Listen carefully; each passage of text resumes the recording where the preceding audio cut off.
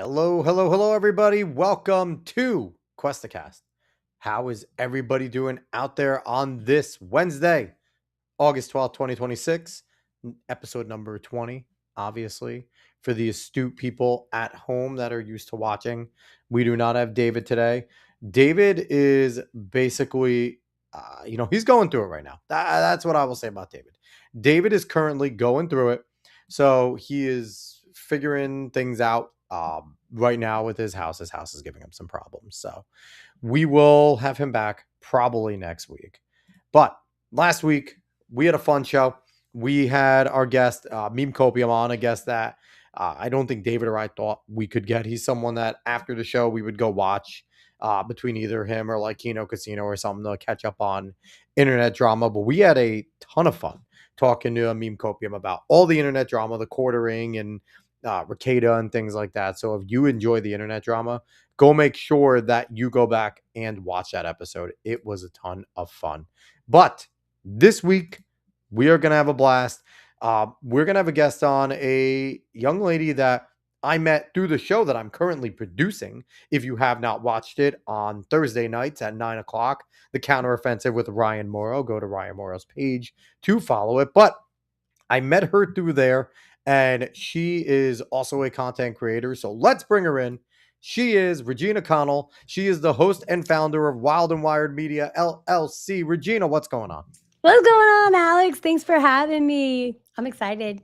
I'm excited to have you on as well. Yeah, no, if it wasn't for Ryan and us equally hating Candace Owens, you would not be here. So I'm excited. Thankful for Ryan, and thankful for the counteroffensive for having me be able to meet you. So it was just a chance meeting. It's funny how things work that way. So before we jump into the fun of the show, I have to take my moment to talk my shit to Broma 16 because I still hate them, because I still cannot use my intro that was made for us by our friend Hack No Cap. He made a song that we used, and they kept on tagging it, that Eurotrash page. So they can fuck off. So we don't like Broma 16.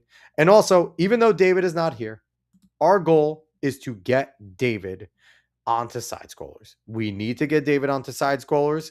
They said they are looking for late 20s, early 30s. And we need to make sure that we get him onto there. He's a nerd. So if you are a fan of side scrollers, Stuttering Craig, Phoenix, Blabs, go make sure you message them. Tell them that David needs to be on side scrollers. So Caveat Ties coming in, Nate coming in. Caveat saying she also helps out with No Bill or True Bill. She does, because you were on the show, Rollin. How was your experience? I loved Grand Jury. That was another fun time.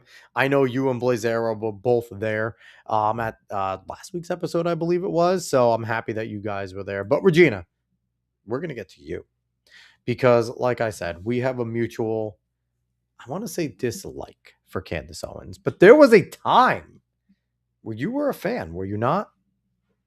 Guilty as charged. So what made you, I was someone that I was fine with Candace when she was saying fine things, but I never truly trusted Candace Owens. I was never a fan of hers. I knew her background being a leftist before that. I always kind of saw her as a grifter, as the Megyn Kelly mold. I don't like Megyn Kelly at all. I didn't like Megyn Kelly for a long time. So what made you a fan of hers, and when did you start to turn? It's really interesting because mine was ignorance. It was just pure ignorance. So I started probably this whole social media thing probably about 3 years ago, maybe a little longer. So I started on TikTok. Always had my Facebook account, but I started on TikTok, started networking. Someone said, "Hey, why don't you come on over to the X platform?" I was like, "Yeah, I don't know about that." So I relented and I went over there. And I'm glad that I did, because I'd say a lot of the traffic that helped me grow my YouTube channel came came from the X platform. And then, my growth on X came from TikTok. It was really weird. Yeah. But so when I first started watching her, we were watching Brandon Tatum, Officer Tatum. So I was just watching shows. After in 2016 is when I really started really paying attention politically and more about policy than anything. So I'm more of a grassroots, let's take care of our local area before we can try to take on the Agree with giant. that. Yes. Yeah, so I started watching her, and I started watching her back when she went to the Daily Wire, and so I thought the things that she was saying at the time made sense. I knew nothing about her history. I actually had her confused with another content creator that I thought had started speaking out about the George Floyd thing, and it really wasn't her. So, but I Was it my like girl Shamika Michelle? Because we love Shamika. it That's might my have girl. been. I It love might have Shamika. She been. was a guest on the show and she's awesome. I love she's gonna be coming back on again soon. We love Shamika Michelle here. Shamika Michelle, it probably was, right? And Candace Yeah, Owens that's my comes girl. flying in. So I was watching her stuff. Then, of course, when she started her YouTube channel, I was like, oh, that's great. So I'll tell y'all a secret. The whole thing that gave me the courage finally to say, you know what, I'm going to start a YouTube channel is if Candace can do it, I can do it. Wow. Wow. I mean, listen, it's funny too because it's like Candace has bounced around a little with her content because I remember I was a Blaze subscriber for a bit and Candace had her show on the Blaze network for a little while. Just I don't know if she actually had it there, but some of her reruns were on there. Candace's show was there. And I know they had a like slight partnership with The Wire for a little bit with the Blaze, but it's not surprising that you being more of a policy girl were kind of in that way with The Wire because those are very much the pencil pusher conservatives. It's your Ben Shapiro, your Michael Knowles, your Matt Walsh. I really like Andrew Klavan. He's my favorite person at The Wire completely. I'm not a massive Wire person, Me but neither. I really like Andrew Klavan. We've had his son Spencer on the show. Spencer's fantastic. So, but it's like out of that group, like if I'm gonna like put myself in a box, I'm more of a Blaze fan. I've liked Glenn forever. We had Stu Bagir on our early show. That was a dream come true to talk to Stu Bagir. But just that's always been where I've sat. But if you are kind of the policy wonk, Ben Shapiro is kind of the guy you want to go to, right? Like he is very policy driven. That's kind Yeah. of what he does. So really, the Daily Wire, Candace Owens, it was Brandon Tatum, Candace Owens. So Brandon Tatum Yeah, was with yeah. Salem, the Salem network at that time. And I've actually talked to him twice. I mean, I called him Really, I've privately. always wanted to talk to Officer Tatum. He just seemed. I know he falls under hot water, but I actually like Brandon. I'd have no problem with Brandon Tatum. I call out what I see, and the first thing I started seeing with Candace Owens was I would make comments if I disagreed or, kind of wanted clarity on something, and I would notice that my comments were disappearing. And I normally didn't say anything Hmm. because I'm like, I can't prove it, right? So we know Yeah. that YouTube has the capability. We don't, she might have moderators, whatever. But I think that, I definitely know the straw that broke the camel's back. The first thing that got me was all these series. So I followed her Kamala series. I didn't follow the Macron. That was ridiculous. So Um, stupid. it was, and, she did something on Obama, I think, and Kamala Yeah. Harris, and there was never any closure. It was always promises of bigger things to come. We're gonna solve it today. She wasn't doing The that. the We don't craziest know. part about those though is she was talking about things that if you just listen to other content creators, they were things that they already got to the bottom to with Kamala, with Obama, things that we knew about Obama 10 years ago. It's Yeah. not like Candace was breaking any big things, but so were you falling into that trap of really like waiting for that shoe to drop with her? Yeah, I was like, "Oh gosh, we're gonna get him now, we're gonna get him now. She's gonna bust it wide open." I was the same way, but she wasn't as ridiculous as she is now. So the Yeah, straw that broke the camel's back for me was the USS Liberty interview she did with the crewman. I can't remember his name off the top of my head, forgive I me. forget it. Yeah, but the main point was it wasn't even about the conspiracy theory part because I didn't care about that. What I cared about was the way I felt like she presented herself kind of like a Pharisee. He did bring up the donation part, but she kept going on and on. If we have to take up side jobs, we'll make sure you get that hefty donation. And I was like, why would you ever tell somebody that? Who wants to take a donation from somebody who's got to work side jobs and sell their Yeah. kids to do it? I mean, yeah, Candace is like the epitome of a grifter.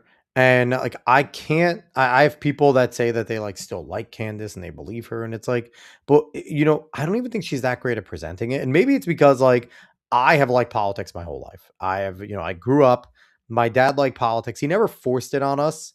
He really didn't, but he was the one that, if we were driving in the car at noontime, he had Rush Limbaugh. Like he would listen to Rush.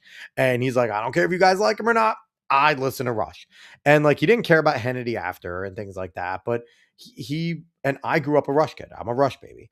And it's from that moment that I'm like, I enjoy politics. And I've started paying attention. I read all sides, I look at all sides, I try to be as studious as possible. And I've really walked away more and more with the fact that like I truly hate leftists and I dislike the whole ideology. And I've now like taken the to point to really study it so I can see through a lot of the bullshit. And with Candace, like it was plain, I'm looking at her going, there's not a conservative bone in her body. She says what she needs to say in order to make money. And we're seeing it now, right? Because now the hot topic is be anti Semitic, hate Israel, and be anti Semitic, and just start spewing the craziest bullshit. And it seems like, one thing Ryan Moyle has been cracking is she's becoming a Russian asset. And is that something, did you notice while you were still a fan, her saying a lot of positive things about Russia and, anything like communistic or things like that? Back when I was watching her, her thing, that's when she was, because she had platformed Andrew Tate while she was at the Daily Wire, and then she platformed him again. And when I started watching his behavior and all of that, I didn't know all the stuff about him at the time. Like I said, I had only been in the social media world as far as YouTube and all of that, and learning who content creators were for just about a year at that time, Yeah. not even a year at that time. So, when you're fresh in there and you're listening to what they're saying and then you're weighing things out and you're like, well, it's not to this extreme.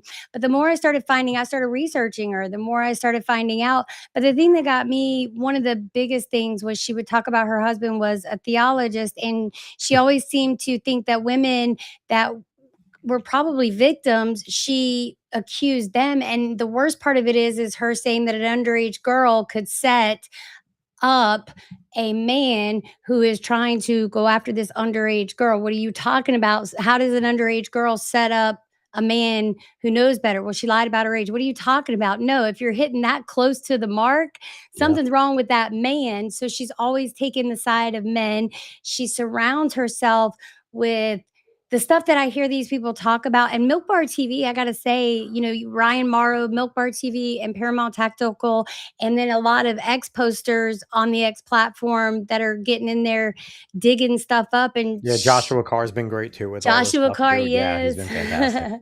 Yes. There's I too mean, many to name.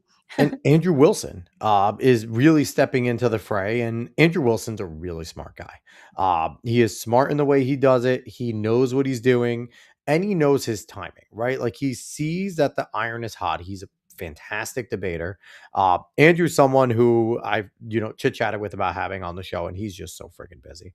It is hard to book Andrew Wilson, but we've talked to his employee Rob Noor a few times, and him and Rob just knock it out of the park with debating. So it will be exciting if the debate actually happens on Friday. Now, I don't know if they found, do you know anything? Did they find a moderator? Because I know Yes. Michael Knowles backed out. I have So did all they, the skinny. so let's go. Who's moderating Friday? What do we got going on? You ready? Drum roll. Patrick Bet David is the moderator. That is interesting Interesting. that she would agree to have a Jew moderate. Like, I'm really like, I Wait, am, is Patrick Bet David Jewish? yes, very Jewish.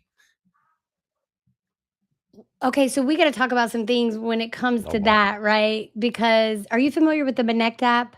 No. Okay, Fill we'll me talk about in. that later. But there's a lot of stuff that I was noticing. So Patrick Bet David is they still haven't locked in a time. I'll have to look and Oh, he's not see. Jewish, apparently. He's Iranian-born American podcaster. I Yes. was wrong. Okay. Yes. So That Patrick Bet David isn't Jewish. Okay, then that's not interesting because he's Iranian and okay. it is Interesting. kind of interesting though, because if you've ever watched or consumed any of his stuff, he is so look, he is so I'm not gonna make a commitment. I'm not gonna some people are even speculating that he may not even really moderate like he should, but what they found most interesting, I don't know if you so let me back up with Andrew Wilson. I've actually talked to he and his wife in a space actually a couple of Oh, times. that's great. Yeah, the first time was when I first got on, a content creator, DJ Pixel. He's amazing. He had them in his space one night and, we talked, but his wife is the one I'm most interested in. I'm actually reading her book right now. This is her Oh, book. Rachel gives no fucks. I love Rachel and the way she comes at things too, because it's like the one thing I like about Andrew and Rachel Wilson is they both have pasts and they both have pasts that they don't run away from. Yeah. I mean, like it's no secret that they're not the first marriages for each other and things like that, and they don't use it as a crutch. They don't run away from it. They don't try to pretend like it's something to be ashamed of. They embrace it and they're like, no, this is who we are today. We are Christ followers. We are unapologetic in the way we live our marriage. And I mean, people could sit there and try and say that they're like fake because of their past, but I can appreciate someone that embraces their past, doesn't hide from it, and then is like, but here I am today. I find that to be more honest. Now, if they give us reason at another time to think that they're full of shit, okay, you call it out. But at this point, I'm a big fan of Andrew and Rachel right now. Me too, and I will say I'm gonna have to get up and close my door. I thought I closed it all the way up. Sorry if That's there's fine. background noise coming through. So, the biggest thing I think that people should remember is when we're Christian, the first thing people are gonna attack is our faith. Yep. So if we know that going into it, and of course, reading the Bible, I keep telling people, there was a post on Twitter not too long ago where the guy was like, what if I'm not sure about the gospels, but I believe in Jesus? And I've said, well, I mean, the only thing I can suggest to you is to keep reading the gospels because that's Jesus' word. Let me close this door. I'm so Go sorry. for it. Forgive No, it's me. okay. That's okay. So as Rachel goes and closes the door, Caveat Ties came in saying a guy named Alex Cuesta should moderate. I mean, I'd have a blast moderating. But moderating isn't as easy, I think, as people make it seem, because to be a good moderator, you not only need to be neutral, you need to understand how to guide a conversation. You need to understand when to butt in. You need to have rules that you won't break as a moderator in terms of where you set, boundaries and things like that, and what people are allowed to say and not allowed to say. So, being a moderator, I would enjoy it, but I don't think it's as easy as people make it seem because, like I said, when the yelling starts, when do you step in, right? You want there to be some fire in a debate, but you also don't want it to get into a screaming match and we're getting nothing out of it. And debate should be fiery. Debate shouldn't be like we see in politics where they just sit there and it's boring. Like I grew up watching the blood sport debates back in the, YouTube and things like that, where we got people from Kino Casino from that group with Worski and PPP and H3H3. That was all that, and they were fun. They would yell at each other and scream and things like that. But I mean, it's going to be interesting. Andrew Wilson's gonna kick his ass, kick her ass. It's going to be, but she's gonna flip it in her way. So Nate coming in saying Andrew Wilson is the man. Yes, the Crucible is awesome. Hail Crucible. Caveat Ty saying Alex is great and guiding a conversation. Thank you, Rollin. You are awesome. By the way, Regina, I don't know if you know about Rollin. Pointing the wrong way. Rollin's an author. He's written 4 books. He has his 5th one on the way, and he's incredibly talented. Crimson Titan is the publication that he's under, and the people in Crimson Titan are awesome. They make comic books, and they're all a bunch of conservatives. So I think we need to continue to really support conservative artists and people like that, because we have too many stuffy people that don't support it. But let's get back into Candace, because I want to know more about this debate. Keep going. What else do you know? Okay, so this is what I know. So today, was a big thing about the Brian Harpole case. So she canceled her show because she said that it wouldn't be right. In fact, I'll find her exact post and read it to you because I think you'll find it interesting.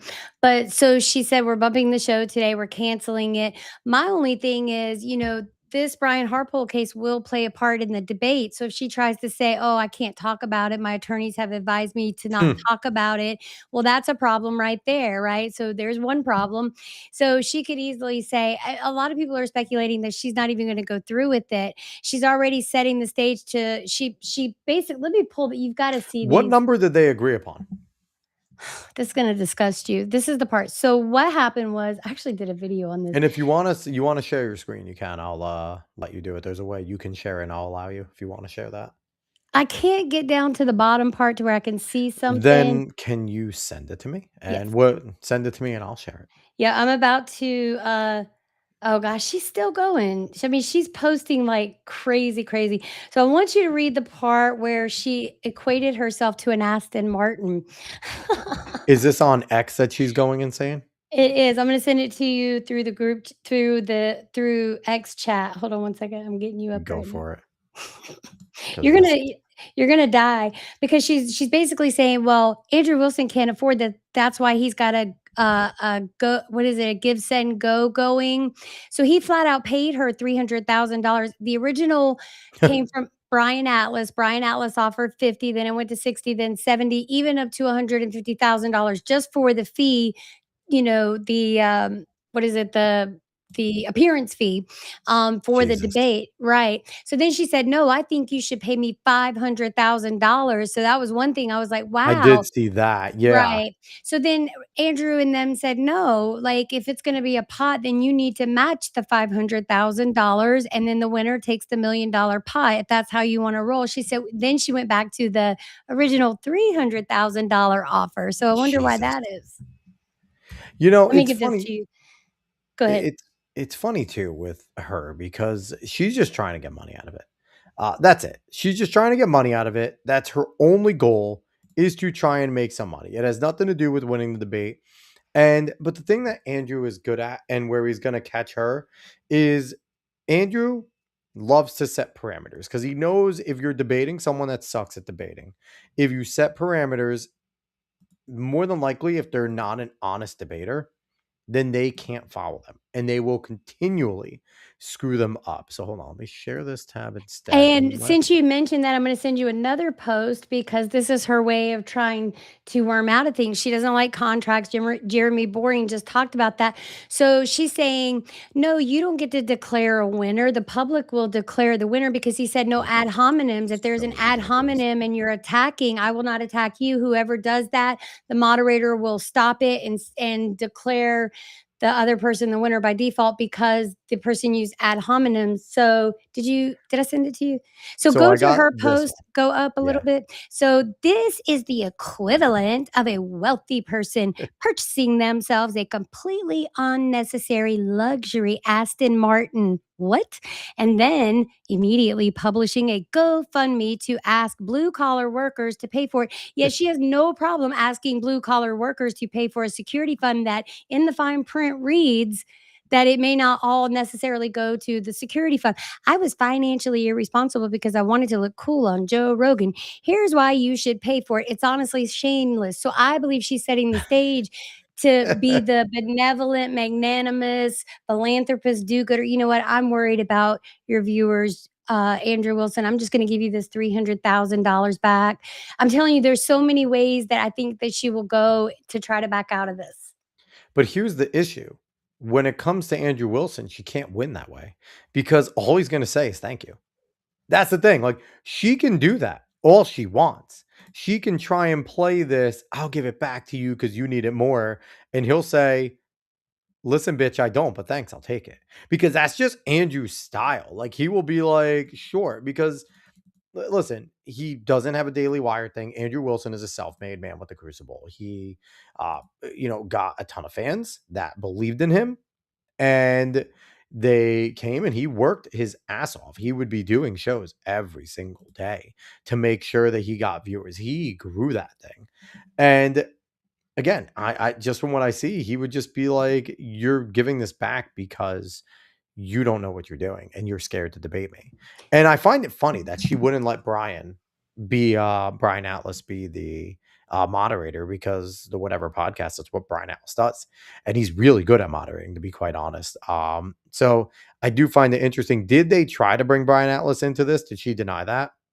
I don't know on the back end stuff. I know Joe Rogan had offered, and then she published the long text that she sent Joe Rogan as to the reasons why, I mean, it was all a bunch of unnecessary stuff that Joe Rogan was probably being a man especially was probably like, "Why did she send me this long-winded?" All she had to do was say no, "I don't care." Yeah, it's no sweat off his But back. here's the caveat to that too, because Andrew Wilson mentioned in his video that it would have been a great opportunity for both of them. So then forgive me, Mr. Boring. Jeremy Boring? Jeremy Boring released his video saying that it would have been a wonderful opportunity, but Candace needs full control. So my question would be, so you mean to tell me this is going to stream live only on her platform? How is that fair? Where does Andrew and the Crucible get an opportunity to run their live stream so they can earn their super chats and super stickers too? I mean, of course she doesn't want that, right? Because, like you said, she's going to set herself up as this benevolent person, but she's going to be the only one getting super chats. But here's the thing, though, she will be careful with what she wishes for, because the crucible will come into her chat and they will take it over. And she's going to couch it as she won't care because they're sending super chats or whatever. But his fan base travels very, very well. I remember when it was about a year ago now. We when they were doing a lot of debate stuff, they were doing a lot of the between Rob and Andrew, and they were going on Sarah the Raging Tomatoes debates, and she decided to fuck with Rob Noor. And it didn't go well because, listen, they Andrew was not friends with Sarah the Raging Tomato. He just did business with her. He did her debates. And her biggest debates came when Andrew Wilson was on. And the moment she did that, that she decided to side with the people in her little debate space over Rob and like make fun of him and try to send people into his live stream, uh, it became nuclear with Andrew Wilson, and I don't know if the Raging Tomato has recovered from that. And just putting that like, I had fine conversation with Sarah on the show. Like, I have no beef with Sarah, but it's just an observation of that's who Andrew Wilson is. Andrew Wilson is gonna be fierce with that type of stuff. So, uh, So let me give you something that Candace Owens is already using as a tactic, and it is the one way to get Andrew to go nuclear. And I kind of like it, because he defends his wife. So of course she went all in on Rachel Wilson. For what reason? You know, and I've seen, look, they will go all in on personal appearances, calling names. Oh, you're dumb. You don't watch your show. Unfortunately, I do watch her show more than I want to, actually, right? Like, I mean, I don't watch her show. I will I openly say I have do not to. watch Candace. Oh, no, I don't watch Mm, her shit now. So I wanted to touch on something that you were talking about, him growing. So let's think of like a nepo baby, right? So Candace did come from, I think, middle class, yeah, I think whatever so. background. But when it comes to the podcasting world, she was one of these ones that came out of nowhere, right? So And her she husband is independently ridiculously wealthy. even before him, though. So let's talk Yeah, about yeah, even yeah. before him. So you said Andrew went lives. That's how I built my YouTube channel. I was Mhm. going live every day, 5 days, well, 7 days a week because I was reading the New Testament in 93 days chronologically. Then Wow. I was doing other stuff. So I did that for about a year, year and a half. When has Candace Owens ever went live every day? She's always been trying to craft things that is an instant viral thing, going after people, almost like a Perez Hilton. And then she goes in on Perez Hilton. She says she didn't want to show the video of him, but she has no problem rewatching and reimagining ways that Charlie Kirk was assassinated. Yeah, she's sick. And it's like we didn't show the Perez Hilton thing here at all. We didn't want to touch that because Perez needs help. Um, Perez, I believe in angels and demons. I think a demon got a hold of him a little while ago when he said God has talked to him. I don't think it was God talking to him. I think it was a demon.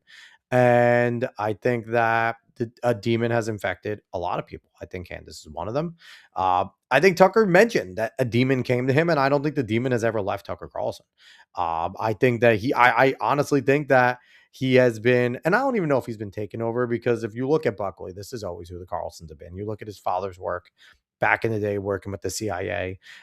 Tucker Carlson has always been somebody on the in. And I think he's been a part of a deep state ish. I don't even know if he's exactly deep state, but I think he's been a part of the apparatus.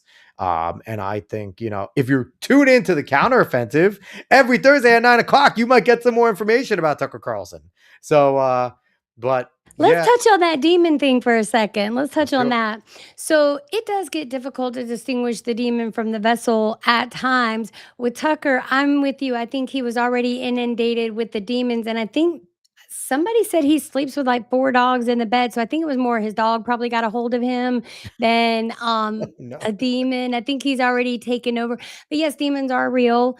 Oh yeah. Um, the my good counsel, I don't usually get into conversation with about that kind of stuff or even scripture unless I have the Bible right in front of me. But my strongest recommendation to people is don't let somebody else read your Bible for you. The only way to read it is chronologically. I recommend starting with the New Testament because the Old is a lot to get through. It's really hard to get through. The old is difficult. The old is a difficult, especially like creation's great, but creation's hard to read.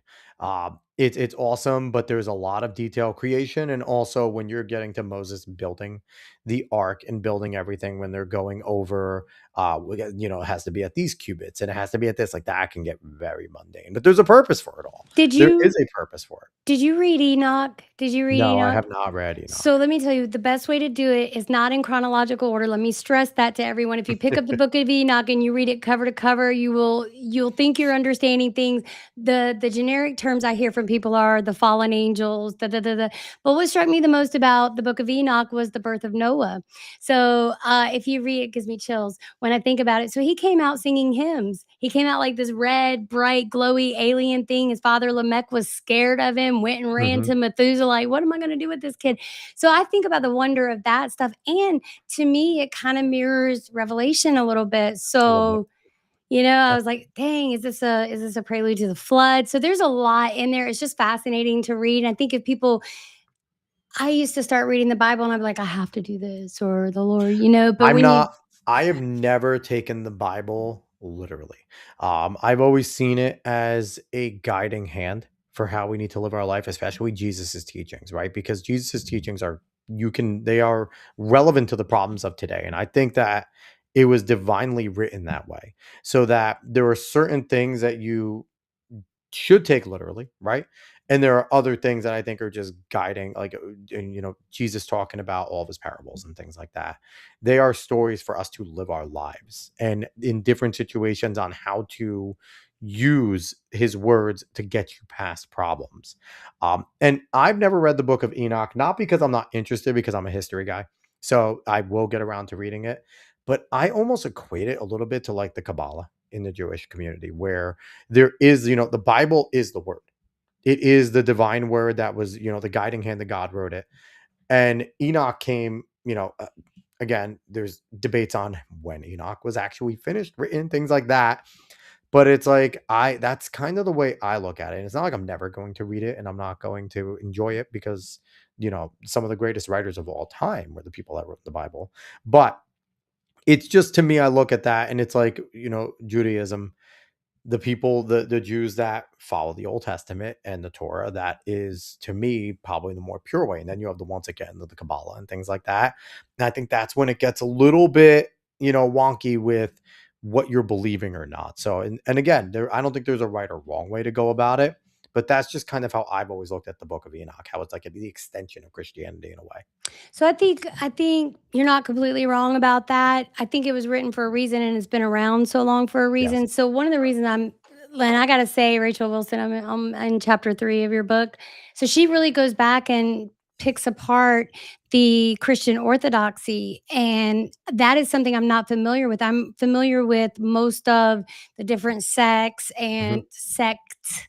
The different, sorry, I'm gonna pull a Candace Owens. It's important to know. Important. So I think when I take the attitude of reading the Bible, historically, all those people existed, Mhm. archaeological findings. Now, when you get into the revelations, like the book of Revelation was one revelation, then you get into Enoch and you're getting into visions and stuff. Yeah, you kind of have to use some discernment, prayer, and it's a very personal thing. But as far as, I don't discount any text, and especially if Oh, it no. can fold in chronologically. And then I'm like, we know how we should be living. The Gospels are the most important, like you said, in the canonical Bible.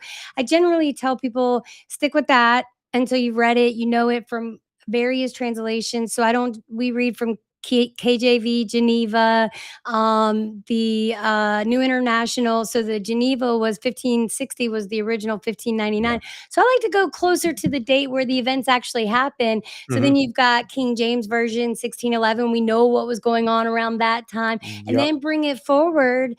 The published date for the first NIV New International Version was 1966. So, Mhm. you know what I'm saying? Like, I just kind of weigh things out that way. It's always tough too with translation, right? Because obviously it was written in a different language and things get lost in translation. And then with all of these different versions, they're trying to make their best guess, right? And I think that some of that has to do with, obviously the different people that translate things, but also I also think that if you have someone that is a holy individual, someone that has taken orders or someone that has given their life and you trust them and you trust their translations of the Bible, they are interesting people to talk to as well, right? Because they can give you some guidance about the way that you should be or maybe can interpret certain different texts and things like that. I had a friend in college where kid was a genius, probably could have cured cancer. He was on the biomed track. I ran track and field with him, and he was a year older. And before he was graduating, he said he wants to go take his orders and become a Dominican friar. And he did. And he's still the same guy. And he's an incredible dude. He's awesome. But he was smart enough to kind of bring the Dominican friars into modern age. And I don't know if you know about the podcast, Godsplaining. Godsplaining is a podcast that he started with his other friars. And it's such a good way that they will bring the textures of the text, not the textures, the text of the Bible and bring it into the modern day problems of the modern day teachings of the modern day. Yep. And it's really cool. And he's not on the show anymore, but it's now grown to thousands of followers. And the friars are there teaching. It is two Dominican friars talking to each other. It is really cool. I'd recommend it. Godsplaining is an awesome podcast. I'm gonna check it out. I'll tell you what truly fascinates me the most is the genealogy, the people, the Yeah. historical figures. So, you know, since I'm reading chronologically, we left off with the Book of Enoch, so that would mean, coming back into the canonical, we'd be Mhm. jumping into the flood. Yep. And so just after that, in chapter 11, you start hearing about Abram and all of that, and then you immediately go to Job because Job lived around the same time. So listen, Job, I've done Job so many times and it's already in chronological order. But what fascinated me the most were the three friends that came to sit with him in silence, which I don't Yep. think they were his friends at all. Nope. But Eliphaz, the Temanite, I truly believe was the son of Esau and what was his wife's name? Dadgummit, I can't remember her name, but it fits. And so I'll like try to figure out who these people are. They're all, oh, that was a common name. And I'm like, I understand that, but it gives where Eliphaz the Temanite was from. It gives his, and he was Jacob and or what was it? Jacob that had Esau. It was Jacob and Esau. So their father, who was their father? I can't remember. But anyway, Yeah. so my whole thing is, they were a very powerful family. These were, three people coming from the most powerful kingdoms of that time. And that was before Abram. So Job was actually greater and recognized as a greater figure than Abram at the time. So I'm just Yeah. fascinated with the people. No, it is fascinating, and there's certain things like that too. Like I believe, like God left them nameless for a reason, right? Like we and that, like so. It's like there's certain mysteries that are fun, and I think are cool to try and like. But there's also times where I'm just like, there's a reason why the Lord didn't want me to know who they were. Like so I'm okay with that. But it's always fun. So, and it's funny too because me and you have this off the cuff conversation just about the Bible. I would be interested to see if Candace Owens would be able to do this or if Tucker Carlson would be able to do this. Yeah, okay, I'll tell you why I say they would not. So, did you watch the interview? It was the interview he did right before he did it with Alex Brusowitz. And there was this kid on there with him, and they mentioned the Bible by its name, the Bible, one time. Every time after that, they only referred to it as the book or that book. They couldn't even muster the Bible. All Candace can say is Christ is King.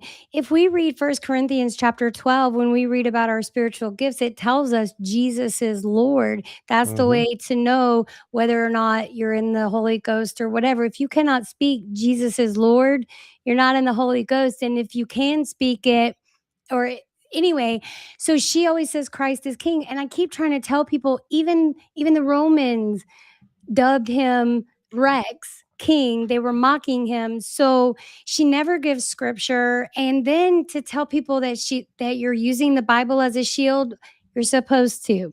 You're supposed to use the Bible as a shield. So say, yes, I am. Here it is.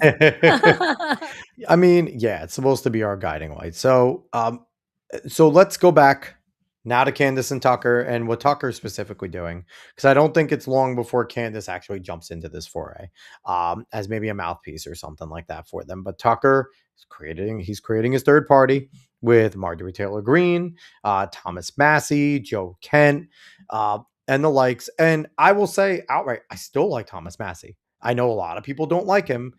I thought, I think Thomas did have some sour grapes with Donald Trump, and I think he was playing politics in the end. But I do think he was a man that stuck to his principles. I didn't always agree with those principles, but I don't dislike Thomas Massey. Uh, Joe Kent, I'm okay with Joe Kent.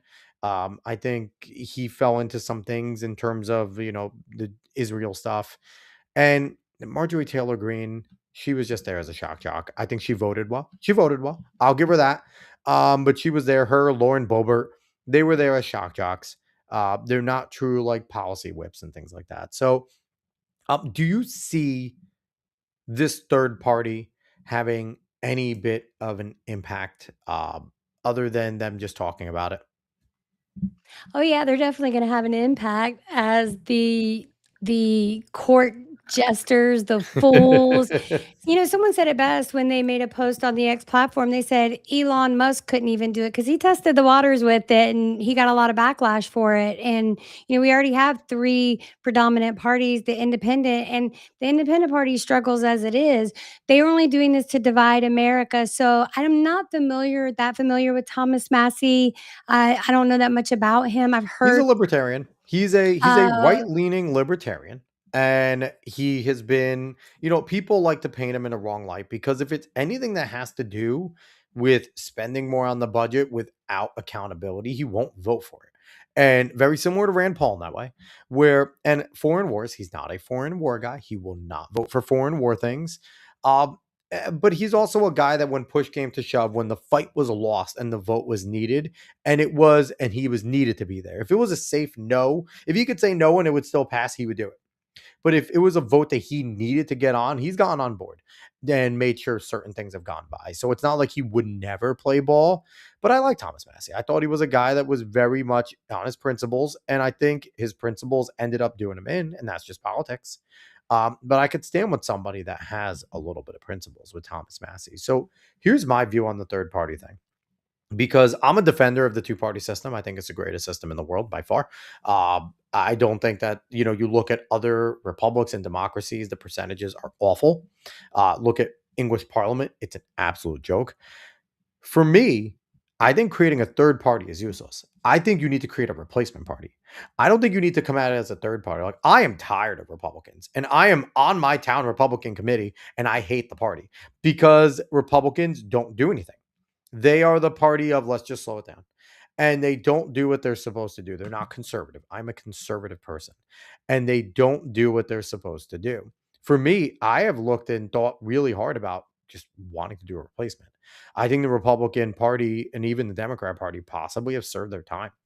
Um, and I just, with the way the Republicans have been going with the Save America Act and things like that, why do we need to keep putting them back in office? Like, I have very much debated really making a push to not start a third party, a full on replacement party.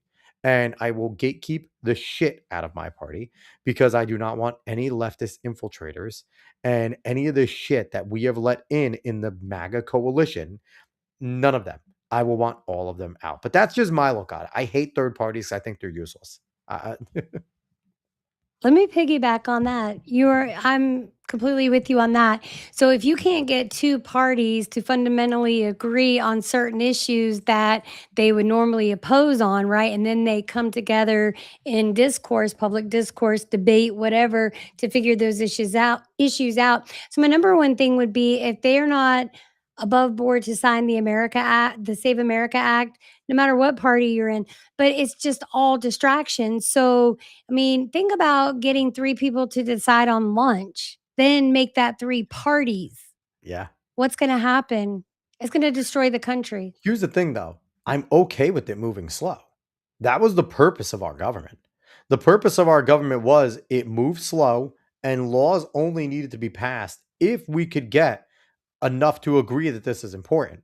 So I'm not opposed to it moving slow. What I don't like is when we have power, right?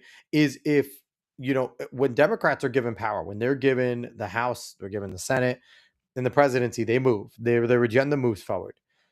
Right now, the Republicans have, a minuscule power. It's slight, but they have enough power to move the ball forward on the agenda, and they're not doing it. And that's what drives me crazy is that they don't use the power when they have it. And I'm not opposed to when there's a stalemate. It's a stalemate. That's the way it's supposed to be. If the American public decided one chamber should be one thing, the other chamber should be the other, that's what the American public decided. They want a stalemate for 3 years, 4 years, whatever it may be. But I just dislike that the Republicans refuse to use power. And now Trump's doing everything on executive order, and it's all going to be undone. And it's going to be undone by either side. I think people need to realize this. Whether it's JD or Marco, they're going to undo some of the things that he's done because they don't agree with it all. So I think we need to be very careful with things politically. So I don't know. I think the third party that they're forming will take a small percentage of both sides, more on the Republican side. I don't know if they're going to run a viable candidate. If Thomas Massey runs, he's going to get very little. Him running for president. Um, I don't think Tucker can run because they'll see through him once he starts really speaking to crowds. And I think Marjorie Taylor Greene has too much baggage. Joe Kent may be able to run because Joe has a little less baggage, but I don't know. I don't think they have a viable candidate in that thirdish party. Let's talk about third party. Let's just take the independent party, for example, right? And their struggles in various states just to even, win a primary or, get people to know who they are, door knocking, whatever it is they're Yeah, doing. They find people to push them out. Nowadays, it's a popularity contest, right? So here in West Virginia, it's like a good old boys. I've been to our county that's commission everywhere. board Yeah, meetings, yeah, but I tell people the most important thing to do is to get involved with your local area. Is yeah. your local area really going to be down for a whole brand new third party? What does it take to start that? And if people listen to RFK Jr. and Tulsi Gabbard really talk about, or not, Nicole Shanahan, I'm sorry, RFK Jr. and Nicole Shanahan, if you listen to their struggles, that's why they said, you know what, we don't want everybody split anymore. So we're going to withdraw and go with the Republicans so that y'all can figure out which side you want to go to. But this all starting a new, and half the time they're not even in the United States. Most of the time, No. Marjorie Taylor Greene's in Costa Rica taking. Mhm. No. Stop wearing the bikini, girl. It's not flowery. I had to get that in there. Yeah, yeah. No, it is a tough thing. Now, where me with independence, this is where I take my dad in his knowledge that independents don't exist. And I know some do. There are very few, but most independents are just afraid to say they go along with the party. And it's one thing, you don't have to agree with every single policy position of a party to be a part of that party, right? Like most independents, I say men are mostly conservative in general. They just don't want to admit it. Women that are independent are socially left, but everyone's conservative with their friggin' money. So it's like they can't be conservative because they're feminists when they don't realize that feminism is killing women. It is the worst thing to happen to women is feminism. But so that's to me, and I think that's an issue with the independents because I don't think there's a cohesive message, right? Because it's kind of you can be whatever you want. It's the same with the libertarians, right? Oh, let's be free, and it's like no, you have to have something that you believe. I think that's you have to have something. So Can I just say, I'm not a real big fan of giving people too many choices. I mean, think about it. When you go into a store, and most of the time, if you have too many choices, you're likely to not make a choice. Most yeah, people are likely to yeah. not make a choice when the choices are overwhelming. So, and I think that what you were saying with what Ryan Morrow, the counteroffensive, is uncovering the things that you're saying, taking our experience. My father was hard Republican, so well, I'm giving my age away. So I was raised up on Walter Cronkite. My father cried Oh, when he when he Cronkite's the man. retired. Yeah, So yeah, yeah, that was the only newsman he liked. He was very straightforward. But Joe Lanu talks about this on the grand jury. He's a constitutionalist. So Yep. why can't we just say we're constitutionalists? Why does it have to be? It's too much government, less government. If we could just, but right now at this point, I Shrink it. think a full on reset, it's just going to have to blow up. A third party's not a fourth, fifth, sixth, seventh. I mean, we See, got purple party, green party, independent yeah, party. What is that? What are I they going don't to call want themselves? I agree with you. The more choices, the worse we are, all right? Because most people, they don't know who their actual people that are running, and it's just two parties right now. Most people don't know who they are. I am not a fan of blowing it all up, and I know there's so many people that are, but I don't think people realize what that means, right? If we blow it up, government wise or civil war, whatever we want to do, if we have a constitutional convention, Republicans don't do shit as it is. If we have a constitutional convention, we are a communist country, period. Because the leftists know how to organize. They know how to organize. They know how to get their message out. They know how to do this stuff so much better than we do. I don't want a constitutional convention. I think we lose that on the right because what I found out with Republicans, because I ran for local office, we are the fakest tough people of all time. We are the fakest tough people because we all want to talk tough, but we want to let somebody else go do it. We don't want to go knock doors. We don't want to make phone calls. We don't want to run ourselves. We want to go. We want to say, well, we went to work and we want to put our feet up. Well, you know what? If you go to work and put your feet up, there's leftists going door to door. There's a bunch of, they're rallying their youth and they are doing a whole lot of things. So it's like, I have become very much more sour on the Republican voter because I just feel like we are just incredibly lazy. We talk tough. We want to say we're this tough people. We work hard, but we work hard and then we decide to let someone else do it. And there's just a small group of people that try to do it. It's annoying.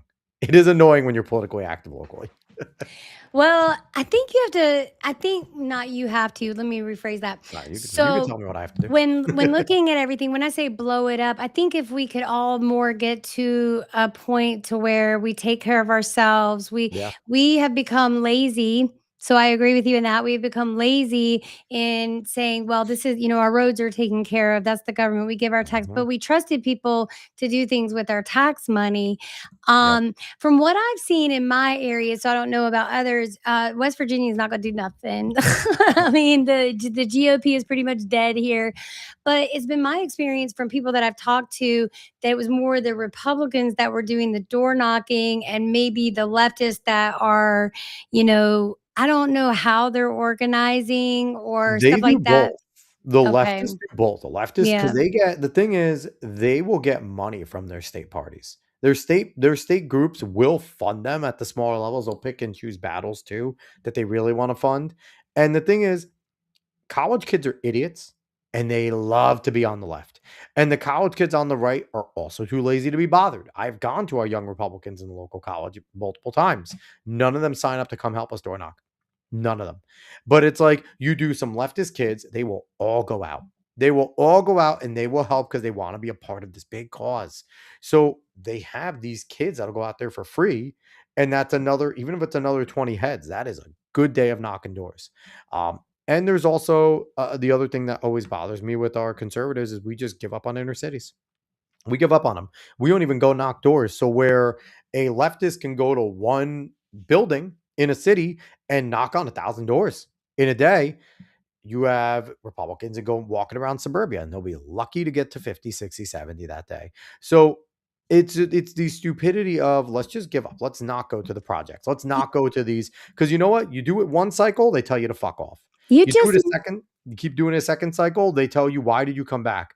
You do it a third cycle, maybe someone will talk to you. A fourth cycle, when their life hasn't changed and gotten worse, these people will start to go, you know what? I'll listen to what you have to say. And that's how, but it's persistent and it's a long-term thing. I want to piggyback on what you just said because Dom Lucre said the same thing. Dom's the man.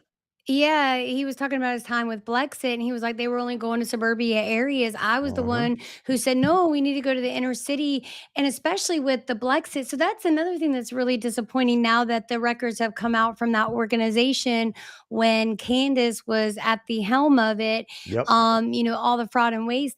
That's what gets me is why I think that when I talk about blowing it up, I'm saying we need severe cutting of government. There's too Yeah. much.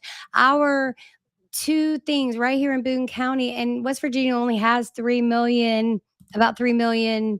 people in the whole state, right? You guys are all so spread out there. Then We're spread you have out, like yeah. 16 people in the mountain range and then everywhere else.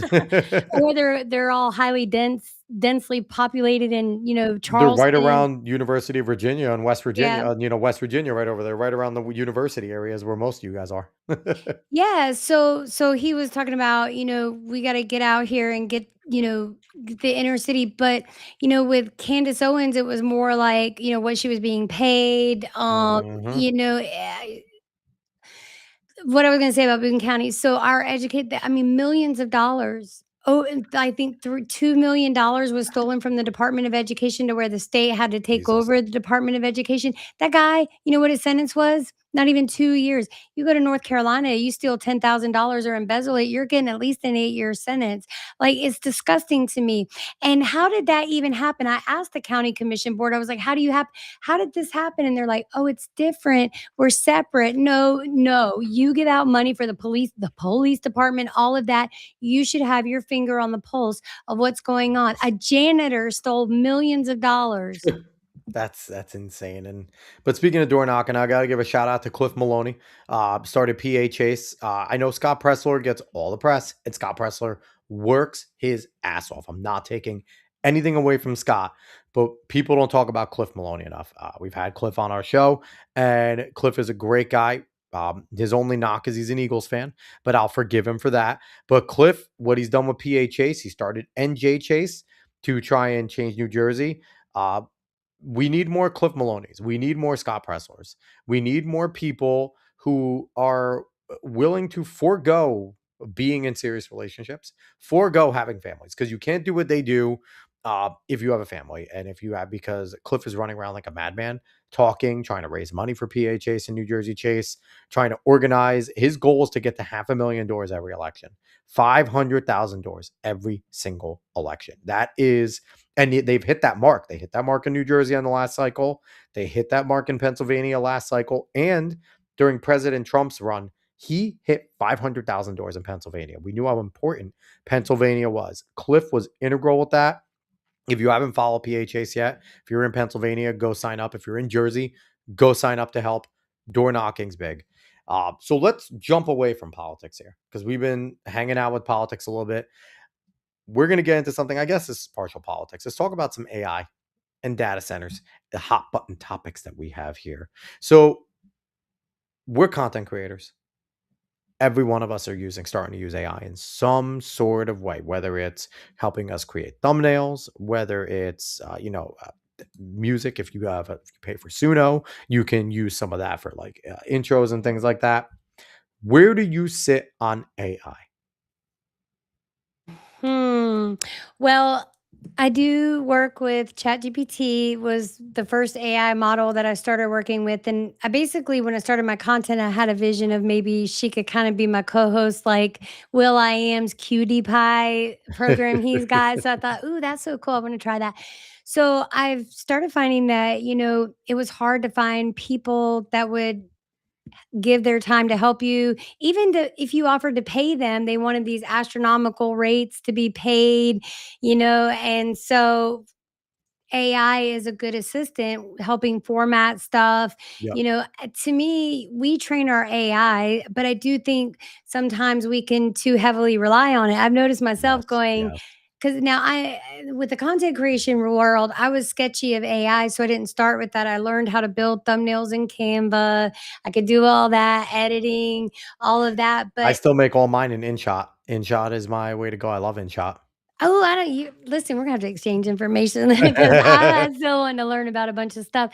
So, basically AI, I could live without it and I'm not pro AI. And if I have a disappointment in Trump, one of the biggest disappointments is I don't think that he has the right either he's not finding out the right information himself or the people that are reporting to him, I think they have hidden agendas when it comes to Possibly. AI. So my recommendation, I started going to the county commission board meetings. So I came across a video of a couple that live in Georgia, and then the huge Meta AI center was built right across from their ranch and all the damage it did and all of that. So the AI centers are bad. So the more AI that we start creating and all of that. Now, can it be useful for automation? Like here in West Virginia, coal mining is a big thing. Is there machinery that could be controlled with AI, to make it safer for humans and all of that? I don't know. The biggest thing to remember is how many data centers your state could logically support without killing the land totally, but it will eventually kill the land, even going under the sea or anything like that. Now, West Virginia, we've got underground stuff. Maybe something could be done with that. Our state, they're trying to change the legislation to host more than two data centers. Why? Because it's recommended that we should not even go over five, and that's for a 50-acre data center. So I know some are much larger. They Yeah. take a lot of power. There's a strain on the power grid, the water. So eventually, whatever deal your government works out, you will be dealing with the after effects because everything will go up. And does your state or wherever have the grid to support? Do you even have the power supply to support the data centers? So I think they're bad. I do use AI, but I don't know. I think and just to stay competitive with other countries, how do we know how developed they are truly? We're being told they're highly advanced. I'm not saying it's not true, but I think if we just jump into things, look at China, look at all the solar panels, how ugly it looks, and all of that. It's crazy. All their people are drawn into social media, AI, everything's AI. I Mhm. don't even know what that looks like. It's scary. It is. I have a little bit different because I agree with you that I think we need to be wary whenever anything like this big comes in. I do think that there are other first world nations that are developing as quickly as they can with AI. And I think we have no idea what AI actually can do because I think our government and some of these other private organizations have AI leaps and bounds ahead of what we can use. And I also think that's also a reason why they push so hard for the government to continue to compete because I think we know one thing is China steals all of our shit. They steal it. Clinton opened the doors for China to steal our tech, and they've been doing it ever since. And so I think that's how and we have spies everywhere, right? I don't think that we don't have our own spies in every country, especially China and our adversaries.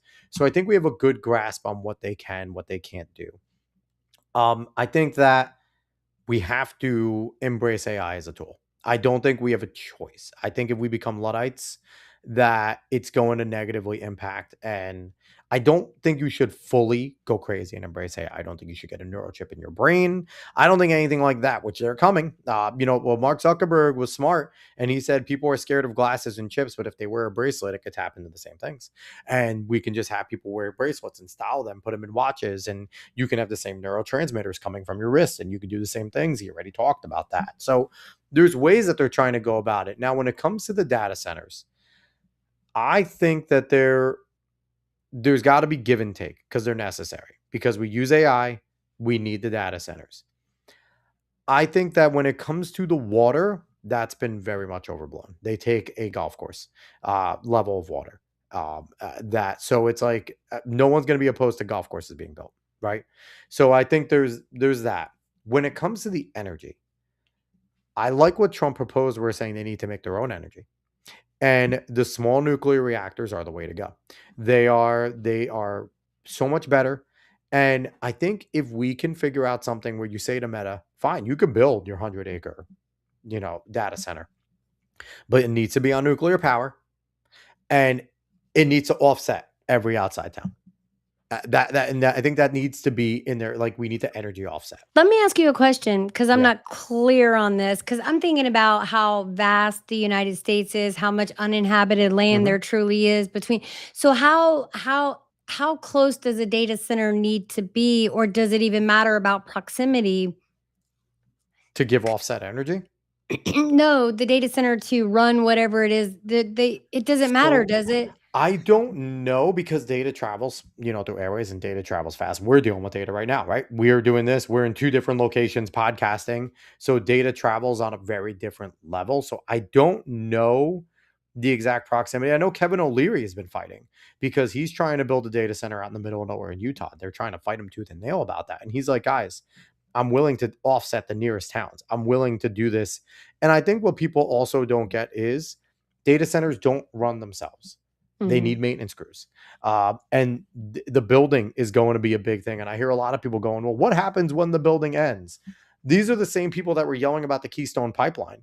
Okay, the Keystone Pipeline was going to give thousands of jobs for the building portion. When the building ends, construction workers go to other jobs, guys. I don't know if people know construction. I was in the trades. There is not a job that lasts your whole career. And if you do, you got lucky, right? There are very few jobs where a guy stays on his whole career. So when people are saying, well, after the data centers are built, the construction guys they're going to go find new jobs, guys. That is what construction guys do, union or not. So I'm not worried about that. I just think that it's okay to be skeptical. But I think that if you're a state that is saying no to data centers, like I'm in New York, we're saying no to data centers. We are fucked because our energy policies suck. We have gotten rid of our nuclear plants. Kathy Hochul just tried to reopen that because she wants to put one near Buffalo because she's building a stadium and she's a Bills fan. I hate that bitch. But she reopened kind of the nuclear door, even though they shut down the one closest to me, Indian Point, and they put up some shitty places that I helped build, to be quite honest. But we don't embrace coal. We don't embrace fossil fuels. We have been trying to go more green, and now their solution everywhere is to do the battery storage centers for problems they fucking caused. And if you decide to go no data centers, you're going to end up like we are, where you're now going to have to be, once it's state lines things, we're going to find that you're going to have to pay a price to import data. And if New York's going to get caught there, I guarantee that, where we're not going to have data centers, but Jersey will, Pennsylvania will, Ohio will. And they're going to go, okay, you want data? It's going to be 5 cents per whatever number they come up with. I don't say go crazy with it, but you got to figure out a way to embrace it in moderation.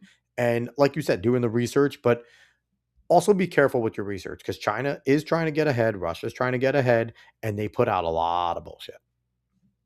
Well, I like what you say about, we can't fight the future, right? If it makes sense and we can do it in a way, I mean, when they started flying planes, where people like, oh no, I'm just going to drive in the car, or when cars came around, no, I'm just going to use my horse and buggy. No, we naturally evolve to the next step where we need to be.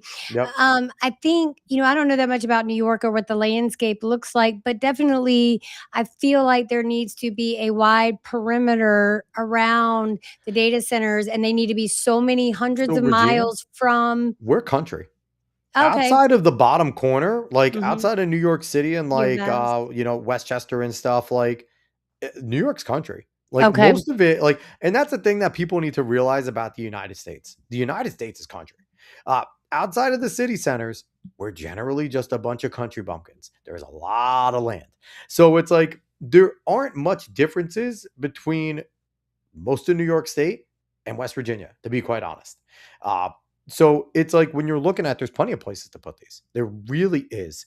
Uh, do we want to start selling federal land? That is the question. And I don't know if that's something that we want to do because we have federal protected land all over the country.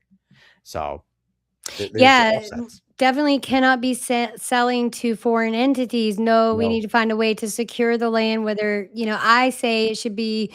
I'm a capitalist, I am. So I feel like no foreign entities. And No. if there are foreign entities, they have to lease the land if they're going to do something.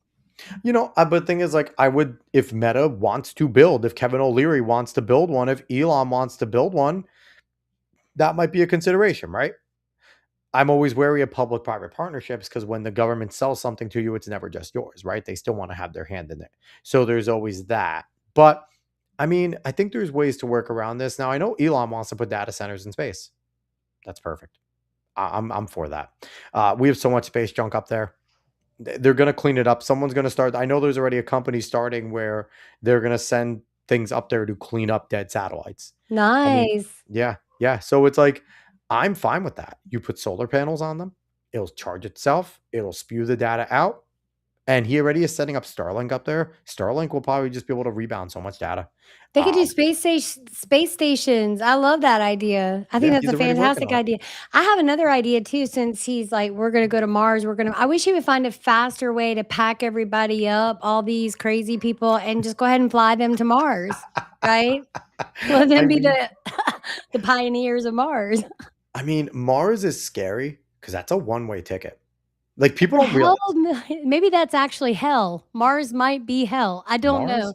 I don't understand what the infatuation is with Mars. I've never seen any true evidence that we could like terraform Mars. I don't even know if we could terraform anything. Like, it's such a sci-fi concept, and I'm okay with it. I'm okay with pushing the boundaries. I'm okay with testing those things. Um, Elon Musk is going to go down, whether you like him or not, as one of the biggest pioneers ever because of the way he's pushed our space program. Where Obama killed NASA, Trump revitalized it, and Elon has moved it to the next level. And I will say, I've said it forever, I am not a massive Elon guy. Elon is not on the right. Elon has been on the left his whole life. Elon's whole goal and everything he does is to get to Mars because he thinks we're killing our planet. He's a climate guy. He has always been a climate guy. He's openly been this way. He's more free speech because he saw that the left was shutting him down. But people just need to realize Elon, if it seems more practical to go back to the left, he will do it. And that's a lot of people in this space and a lot of people there. So, but he's moved us forward so much more. So it's going to be interesting. I think the AI question, I think it's okay to be nervous about it. I think it's okay with the data centers to be wary. But I also think that it's doing us a disservice to not figure out a way to coexist with it. It's like with anything, we have to do it in moderation and be responsible with it. When you get a lot of people in, and it seems like they get a big check and, Mm-hmm. they want to do something with it and doing it the right way. So, uh, my main thing, get involved in your local Yep. legislation.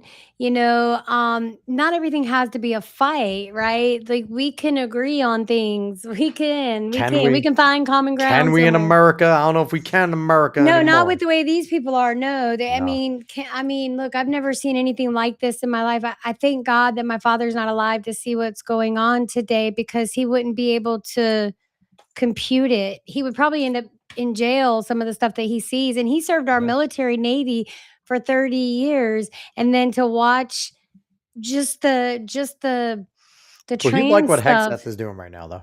He'd like the whole testosterone pumping Oh and stuff like yeah. that. He'd be like, I'd No, still be in if that was a thing. that's what I'm saying. I was glad when that happened, Yeah. but before that, when you got a man dressed as a woman, as an admiral, my father back People then, he if forget somebody had too much weight on them, he was like, "What? They can't pass a PT. What are they Admiral doing?" Levine. Oh my God. It's crazy to think that we Is just that the lived through that name? time. Admiral They Levine? called themselves Rachel Levine. I think it was Richard was their name. But I don't do the bullshit. But it's like people forget that that time happened. I think that at one point there was a guy in the cabinet of Biden that was like stealing girls' luggage and putting on their lingerie because he was a freak and he like stole a staffer's luggage and put on her lingerie and he was serving in the cabinet. Biden had a weird fucking cabinet, man. He We really we did. were a joke to every country. We were a joke. We looked weak. We had a We dead man looked as weak. president. Yes. It was And you notice other leaders wouldn't go to him, he had to go to them. Trump walks in, they go to him, and that's boom, that's yeah. America. Well, I mean, one of the biggest things is when Blinken went to meet with the Chinese ambassador and they're like, you have no position of power to tell us to do anything. And now it like you said, the difference is Trump is like, what do you mean I don't? I have a red button. Fuck with me. Like I will push it. I will kill all of you. So there's that. So we'll see where they go. Um, I do think that Trump is much more guarded now towards people and their agendas. But I also think he has a trusted circle, and the circle's a lot better than the one that he did have in the first term. So, but I think a lot of it, similar to the first term, is his son-in-law has a lot of influence, Jared Kushner, on what he does. The Kushners are very powerful. You want to talk about American royalty? The Kushners are an American royalty family, and they have a lot of influence on what he does. And his daughter, as gorgeous as she is not on the right. She's on the left for most things. She's socially very left. So, and again, Trump isn't on the right, guys. Trump's not a conservative. Trump is more of a 90s Democrat. So he just actually believed the things they said. He's not full of shit like they were then. So that's where we are. Last thing I want to talk to you about is your four-way. Let's chit chat about some content creation. So give us some inside baseball because you've experienced great growth in 3 years. I've been at this for a long time. We have our faithful few that I love, and we're still trying to figure it out. We go once a week, and we're a variety show, so I think that doesn't help our cause. On Facebook, on YouTube, YouTube hates variety shows. But I've always been a person where I don't do this to make money. I do it because I like talking to cool people. That's always been my way. And if money comes, it comes. That's just who I am. But give us some of the things that you've learned about content creation in general from your time where you started up till now. Well, I will tell y'all that I thought I was gonna be so great and fabulous. I was just gonna get on there. I started on my phone, YouTube. I was before I got live status, you have to have, or back then you had to have 50 subscribers. I think it's still the same way to be able to get Yeah. live Yep. capability. And so I was reading books. Ryan and I actually talked about this. I'm a big fan of Bill O'Reilly. I think he's condescending, but I love his Uh, books. do you know where he came from? He's a Marist alum. He went to Oh, my alma mater. I met Bill. see, between you and Ryan, one day he's gonna sign the books that I Well, I'll have. tell you this. Bill don't know me from a fly on the wall. I was a college kid that worked sporting events on the event staff, and he's one of the best punters in our school's history. He was a football player for us. And he's tall. He's freaking tall, Bill O'Reilly. And it was my job to bring him around to the elevator after, that was it. Oh my And I god. just told him I was a fan of his. I like the stuff on Fox News and things like that. And he was like, "Oh, nice to know. Nice to know there's some common sense still at Marist, just in the Bill O'Reilly way." And that was it. We had a 2-second conversation. He wouldn't know me from the fly on the wall. But yeah, Bill's a Marist guy. Yeah, he's pretty cool. So I started reading his books, the Killing series. Oh, they're Um, so good. Martin Dugard is one of the greatest historians of all time as well. yes, Those that I've ingest the Killing series. It is so good. I love it too. My next, so I started out and I was reading Killing Kennedy, killing. I started killing Jesus, killing Kennedy, Yeah. killing Lincoln. So I did those all at the same time. Yeah. A week, I would do 3. So I was doing a lot of live streams, networking. I don't work an outside job, so I was able to sit in spaces. I was Mhm. blessed enough to meet bigger content creators that would invite me on, and they would come on to my thing. But my thing was mostly more, reading books, reading the Bible. It was a way for me to get my husband to read the Bible. So I was with you, but then I was like, I kind of like these people doing these reaction videos. I started learning to edit. I really enjoyed editing. And now I'm at a point to where so I did it for I want that YouTube plaque. That's But they made the plaque so small now. It's not as big as it used to be. I don't care. I'll magnify it. It's like I just want one. And here's the thing that people need to know, because I now interact with Regina behind the scenes and everything. She's awesome. She's one of the greatest resources. If you have a page and you ever need help, she's just fantastic. If she believes in what you're doing, she's a bulldog, and she will make sure you get your shit together. But she's awesome. She's someone that if she believes in what you're doing, she will push you to be great. So I run Regina's a awesome. tight ship. Yeah, hey, sometimes you need people that do that, and Rollin coming over here saying his books made a killing. They really did. Killing Patton is one of my favorites. I don't know if you read Killing Patton. It's so My good. father loved Patton. So my next one is I was gonna let my viewers choose. So I said I wanted to do Killing the Rising Killing the Sun. Rising Sun was really good. I haven't Yeah. read Killing Crazy Horse. I need to read that one. Oh, I didn't listen. There's so many I have to read, right? So So I wanted to good. do Killing Reagan, Killing the Rising Sun. I was gonna let my viewers choose the next one, but since you already said Killing Patton, so Killing Patton's incredible. I used to read them word for word, but now I'm going back to just doing book reviews Yeah, because it yeah. takes time to read it word for word. So Oh what I yeah. would do is read it word for word and then, have people come in. But the whole purpose is for people to get their own copy. We talk about it. So I'm hoping Well, to I form just think some. that you need to be a member and have Regina read it to you on member streams if you want. I think that's if you want Regina to read word for word, members get the word for That's a word. good Book idea. reviews for regular subscribers, but members get word for words. There you go. That's a good idea, and it's good practice too for Yeah. anyone who's doing this. So I would say for you, simply because you only go live once a week, doing promo stuff is important. Short reels are important. Trying to get things in your videos. You kind of want to fill up every section of your YouTube channel. Thumbnails are highly important, title, all of that. But you already know all of that stuff. So, It's you know, time. Time is my biggest Time issue consuming, yes. because, having a family, having young kids, I just, like I said, I go on here, I enjoy talking. That's kind of been, and if I can ever, and, right now, a lot of my focus is also, again, mentioned the counteroffensive with Ryan Morrow Yep. again, doing as much as we can to help Ryan out as well because his I show didn't is, wanna do it by myself. I always said when I started the YouTube channel, I don't know if I shared this with you, but no, I basically started my YouTube channel to learn all the behind the scenes production stuff, and I had to do it with my own channel. I was trying yeah, to yeah, any task anybody needed done, I was like, "I'll do it. I'll do it." So it was like an internship. Now I'm at a position to where, people will say, "Hey, do you have time to do this?" If I have time to do it, I will. If they offer me money, I still turn money down sometimes because I'm highly invested in the grand jury with Joe Lanu, and I'm highly such a invested in good the show. counteroffensive The with Grand Jury Ryan is Morrow. fantastic as well, though. Yes, That, again, y'all are my 2 picks. hey, Got my listen, money on we'll you. we will take it, and I think both of those shows have such an ability to grow at rapid levels. They really do. But so in terms of other things with content creation right now, YouTube has gotten so saturated in so many ways. Twitch, Kick, Rumble is still figuring shit out. I think Rumble itself, in terms of their user interface and being a small creator, is not easy. Um, is there still a path for growth in terms of uh, to make a career out of something like this now? In terms of how many big creators there are now, how many bots are bought, how many people are just grifting their fucking asses off to say whatever they need to say to rise, and then knowing now that the media companies are seeing podcasting as a way to make money and they're starting to fill in.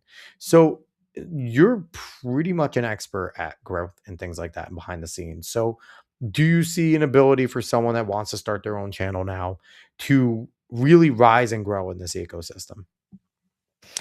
When I got in it, it was oversaturated already too. I think if you didn't let's take Penguin Zero Charlie, for example. You've Yeah, been doing this for a long time. Echoes from Above was another channel that I actually got to interview him. He was pretty cool. We do have different views on the whole Candace Owens thing, but and that's okay. that's okay. We don't talk anymore. He's a great guy and all of that. But my point is that it's all about the time that you can put into it. Yep. So the platforms are getting to the point to where they want you on their platform, all of your energy. So when I went in, I never put all my eggs in one basket. So I started all my platforms at one time, Rumble, Oh, and that's you where can, we are. Yeah, we're yeah. we're live streaming the 5 different spots right now. Yes. So, Rumble is probably the most difficult to get followers. I think I have about 1,000 on Rumble, and I'll tell you, a lot of those people that follow me on Rumble, subscribe to me on YouTube, or from my TikTok community. I My first TikTok account, I built it to organically over 11,000 followers, and one day I That's woke awesome. up and it was gone. It was Oh, no. gone. Yeah. Yes. So I started a second one, which is the one I have now. It's my only account, and I was like, "I'm not doing this again." So Gotta say fortunately, that for TikTok, damn it. a lot of the people that you knew me from before found me again. So when you go look at my TikTok, I've lost a lot of followers. I was at a little over 10,000. So I grew that second account again. It was exhausting, but the key with TikTok is you constant uploads. YouTube not so much, right? You want to craft YouTube the way you want it and then target. It's more targeted, I think. I think there's a bigger chance of being able to grow on YouTube versus any other platform and actually monetize. YouTube is the way, the longevity is there. It's got a good reputation, and it can be done. But do we have the time to invest in it? So sound does matter, visual quality matters, thumbnail. Well, my There's so brother much. says this, and he's right. For guys, it's all sound. For girls, looks matter more. Like, the thing is, a lot of the weebs and the dudes that are sitting there watching YouTube like looking at a pretty girl. And that's why we see a lot of good-looking girls with basically nothing going on in their head be able to rise. And there's that conservative chick that she says she's conservative, but she used to be like a you want to slap my ass girl on the friggin' things, and now she just sits there spread eagle with camel toe and tries to sound conservative and trad. And it's like, if you can't see past that, like, and she's not even that good looking. It's like just because she's presenting, like stop it, guys. But it's like it's yeah, no, it's a thing that we've noticed that's like being Get good your looking help. gimmick though, you gotta get a gimmick, like, even Sean Parrish, I don't know if you know who Sean Parrish is. Yeah, yeah, So, he was one of the first person like, one of the first bigger accounts on X to follow me. He was involved in a mean show. This is back before Sean was doing LFA TV. This is yep, like, yep. it has been so amazing to see him rise because he's genuinely just a good person. So, from that show, a lot of people we followed each other. Sassafras 84, I followed her to X from Yeah, yeah. TikTok. So just all those people, I've been rocking with for a while. A lot of the bigger accounts follow me when they shout you out. It's really cool. It But is. I would say, oh God, I'm gonna get killed for this. Spaces will suck the life out of you. So, I mean, if you're really looking to grow something, if you can get in and get out, but self promotion, if you don't have people promoting for you, you got to be sharing your stuff, basically. So, See, I did a lot of the sharing and things like that for a while. And it's like it's interesting too because I just found like having some pretty good guests get me a good amount of growth. Last week we had me and Copium and we grew a little bit there and it's inch by inch. We're incremental. And again, for me and David, it is just we enjoy it. And we've talked to people that we've never thought we'd be able to talk to. you should talk to listen, I'm so jelly right now. You're gonna have to give me your because I've reached out to some people that I'm like, "Ooh, I would love to talk to this person." Then I'm like, "Well, I've gotta have content worthy of doing that. What am I?" No, you just ask. If you get then if you see anyone that we've talked to before on the get if I have a connection still with them, I will happily facilitate. Okie dokie, I'm gonna That hold that you to that is that. that is not a problem. So Well, it's you heard interesting. Ryan say that, I was like, my dream would be just to walk into, like, a network and just take in the production room, just take it all That's in. another good dude is Ryan Morrow. Like I don't thi Yeah. I think, he's not listening right now and he might not like us gushing about him, but Ryan is just a good guy. And me and Ryan don't agree on everything. We really don't. Like he's a little more of a neocon than I am. And I'm certainly not. But we agree on a lot. And Ryan is just a genuinely decent dude. And I think that we need more just decent people in the world because Ryan doesn't need to talk to me. Like he didn't have to come on my show when I had 200 followers. He was Ryan Morrow. He was all over Fox News, all over everywhere, doing a bunch of hits. Has worked with the federal government. Like Ryan Morrow was I listened to Ryan a bunch of times on Glenn Beck. So it's like he didn't have to, and we've made a friendship since then. And Ryan's a genuinely good dude that wants to see other people succeed besides himself. If he thinks that they're a decent person as well. So um, Ryan's a good guy, and You're it's a you're a good co-host with him, it helps keep him a little focused on the I mean, he's got so much great information, y'all. he does. When I tell you and I'm so honored to be able to just I was like, "Just think of me as somebody just chasing y'all around with a clipboard." You'd be like, "Regina, take care of that. I'm catching it." That's how Big Ron does with the grand jury. He's like, "Okay, Regina, I need Joe will be like, I need you to do this." I'm like, "Okay, yes, sir. Yes, sir." Mhm. Every guy needs good women behind them, making sure they stay focused. Because we will sit there and we'll laser focus on the wrong thing. We will sit there and just want to do that, and it's like, no, this. It's like, oh, okay, that's what we're supposed to be doing. Like, it is necessary. If you just get a bunch of guys doing things together, we'll get to the finish line. It'll just take a little bit. Some I women are think just that like, no, cut out the you stupidity. Do You this right here. you gotta have a girl, and like, what was it in Seinfeld? Julius Dreyfus, what's her name? Juliet Julie, Dreyfus Lewis. yeah, She Julia Lewis. said, and even all of the cast members said that they did the pilot. They didn't have the girl. As soon as they added the girl, it went. I mean, it helped that she's like acting royalty as well, her dad and everything. So it helps to have her involved there and giving it a little more clout in the industry. So let's jump to a few comments here. What do we got? Caveat, I got a lot to say over here. You got a lot. It said, I was wondering what all the Raging Tomato drama was about. Yeah, yeah, I gave you the TLDR there. Caveat saying, I took 3 years of coin Greek in college. I don't even know what the hell. I don't know how to say that. I'm a bad Should a we bad ask Mary Christian. Beth? She knows. No. Caveat saying Alex talks to a lot of cool people, and it's quite literally because of my autistic ability to not care about being denied. I'm very easy at if Are someone we doesn't show all up here. 3 touched with a form of autism? I was just telling, Ryan that today. I was like, "It must be the autism in all of us, because 'cause I'm just straightforward, like." There's got to be something. And again, David, my brother, has. I'm sad that you're not here because he has a lot of these great beliefs. He says, especially with guys, we all have a level of autism. Because with guys, especially when we get fixated on something, we have to master it. And if you don't let us, we get mad. And it's because of autism. Like it's different levels. Some of us have more, but and I truly and firmly believe he is correct about that. And where women will attempt to multitask more, and I joke with my wife that women can't multitask. They just start a bunch of jobs for their husband to finish. That is what I say a lot. And it's obviously a fun joke there, but overall, that I do think that, yeah, I think in the podcasting space, you have to have a touch of tism and a touch of narcissism. Both of them need to be there. Like, and I will say that flat out. If you think that what you're saying is important enough for other people to listen to it, then there is a touch of narcissism there. And anyone that doesn't say it in the podcasting space is a fucking liar. They're an absolute liar with that. There's a part of it. Now, some of us are raging narcissists like Candace Owens and Tucker Carlson. But then there's the rest of us normal narcissists that will wait to get raging narcissism when we get big. Okay. Let us get big first, and then we will all become raging narcissists. Okay. A few more comments. Caveat I saying, I listen more than I watch. Also saying that's why you got a pretty guest today. Yeah, I got to get some people have to watch somehow. It ain't me. Thank I got you. to get the pretty guest on every once in a while, man.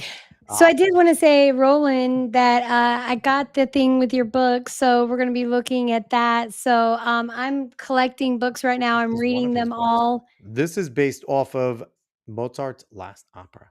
Legitimately off the Ooh, last opera that Mozart wrote. And Rollin watched the opera and made a book out of it. that's amazing. He's incredibly talented. I'm He's an excited. That's incredibly amazing. gifted writer. So he's definitely someone that, like I said, I always look to support people that deserve it.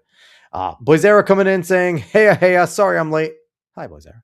Hey, Blazero, what's going on, my man? He made me something for my logo. It's really nice. I have to Another show it to talented you. individual, He is. digital creation and stuff. Oh, Yeah. Boyzera's awesome. Yeah. When I get Boyzera some saying, money, I'm gonna be hiring him to do some work, but I gotta get some money first. But he'll we do it for free, but I'm not gonna have somebody do something for free. But this logo, you see the painting on the wall that yeah, somebody yeah. painted that for me out of a crypto community. Ooh. And I said when he showed it to me, it's a paint by numbers, and he was doing one and his daughter was doing one. And I said, I love that. I love the mountains and all of that. I said, I would like to use that as my logo. I had somebody do the logo for me because I do have my LLC. I just recently rebranded to Wild and Wired, and I wasn't really happy with it, but what Blazera did with it was really good, so I can't wait to implement it. So, Boyzera is super talented. yeah. Absolutely super talented. Uh, Boyzera all saying, not gonna lie, I'm so very different from all of you. It's kind of crazy how well I get along with y'all. Listen, it's okay. Sometimes some of my best friends are people that I like disagree with most of the stuff that we say. So it's like just how it is. Yep. Caveat ties saying I hate self promotion stuff. Me too, but it's Oh, something you have no, to me do, and too. I'll happily promote you, Alan. I got you. I Yes, got we got you. That's why I say, you know what, I jump in, I jump in, I jump in, and look, you it's social media. It's social media. One day, though, when y'all come on, we are definitely going to be talking about blocking on social media. I want to have that conversation with a panel. I'm dying for it, but I'm not going to give it all away because we're going to talk about that. That could be a fun Blocking. space. Learn how to block. Come into the space. Or again, I'm members against it. only. Members only. Members only. Talk Members about only. blocking and members only. Yeah, got to do it. Was Put there it also behind a saying, paywall. there you go. Honestly, content for me is a hobby and I don't care about monetization, promoting and stuff. The thing is, that's how it starts, right? And if somebody notices you and then you start to get bigger, then it becomes necessary. But also, if you start to get monetized and you can put some of that extra money towards it, it also helps, right? When you have disposable income to put back in. Boys, they're all saying, oh, yeah, right, Regina, I'm glad I could help, by the way. I forgot to say that. Thank you. But they're also come back saying most successful content creators have a touch of autism. Take Jacksepticeye. I never say Jack's name right. For example, he found out late, but he has autism. I don't think I'm diagnosed, but I just think it's a touch. Um, Caveat tie saying lost opera, not last. I can't read. You know that, Rollin says it right there on the book. Well, shut up, Rollin. Shame, shame, shame. So this blank wall, you see the blank wall over here? Yeah, I'm getting ready to get my dad's flag from when he retired. My sister got his funeral flag, but she's sending me his retirement flag. that's And I can't really wait to awesome. mount it right there. It's gonna look so You're cool. creating a nice little space. My office, when we moved in, came with all this stuff, so I'm like, I'm just gonna fill it with shit, and Keep that's gonna be my it. background. Have you ever seen a picture of my old background? If you No, go in my older videos, when you see just, like, one of the older ones, so it's our hearth, and it was, like, really busy, but people loved it because I had I've got, like, dominoes from the 1920s, that's so a cool. china doll, like, it's crazy. So if you ever get a chance, I'll send you a screenshot of the background. You'll be like, people would have fun. I like having a busy background because 'cause I'm always all up in people's backgrounds. I'm Oh, looking to yeah. see what you Oh, got you back got there. you got my one of my favorites. Everyone asks about my Aunt Jemima. Syrup that Everyone was the asks. I kept first Aunt thing. Jemima because it's a part of history. They got rid of a successful black woman How crazy. because I 'cause they're mean, racist as shit, that's why. cancel culture, shit. That's because 'cause they're That racist. woman sat on people's breakfast tables for years. Forever. Was Dang. there a I did see the artwork. It looks dope. Really cool stuff. Adam Pizza, what's up, Adam? Coming in saying, "Give me 500K." I know TPUSA is paying you. I wish. Honestly, I would grip for 7,000 500K. Let's shekels. do it. I would grip for 500K. Let's go. If you give me 500K, I'll say a lot of things. I will say a lot of things. We're But scrupulous. Scrupulous. do Scruples, we have no we lack scruples. scruples? We have no We scruples. have no scruples. But so lastly on the content creation, Hmm? is it viable in the long term? Because AI is coming and AI content is already insane. They have an AI talk show that does news of the day and shit Yep. like that already. Singers. Yeah, yeah, singers, actors are going to be giving their likenesses to AI, and us in the content creation space. It's only a matter of time before they could do competent shows like this, before they could do have two AI just kind of bullshitting about the stuff of the day. Uh, do you see this as a long term viable thing? I don't think it was ever meant to be a long-term viable thing when it started. When you mentioned being oversaturated, I don't ever wanna crush anyone's dreams, but I don't wanna tell you that it's gonna be easy. I don't think, like, the X platform look, I'm 4.8 million impressions away from monetizing on X, and that's all I lack is 4.8 impressions. 4.8. You're not a 4.8 Krasenstein million. and you don't say dumb shit and get impressions by Right, default. right. So it just depends, they are getting stricter on the AI content. Humans are not gonna naturally engage with AI unless it's like the slop bunny stuff. But it is a little disturbing to see like with when I first got on TikTok, there was a guy that was sleeping, snoring, literally had thousands of people in the room sending gifts, and he was just sleeping. This is the day and age that we live in, right? What the fuck am I doing wrong? What are we doing wrong? Why can't I monetize off my husband has a great snore. It's so bad. Like, I think we can make some money off of that.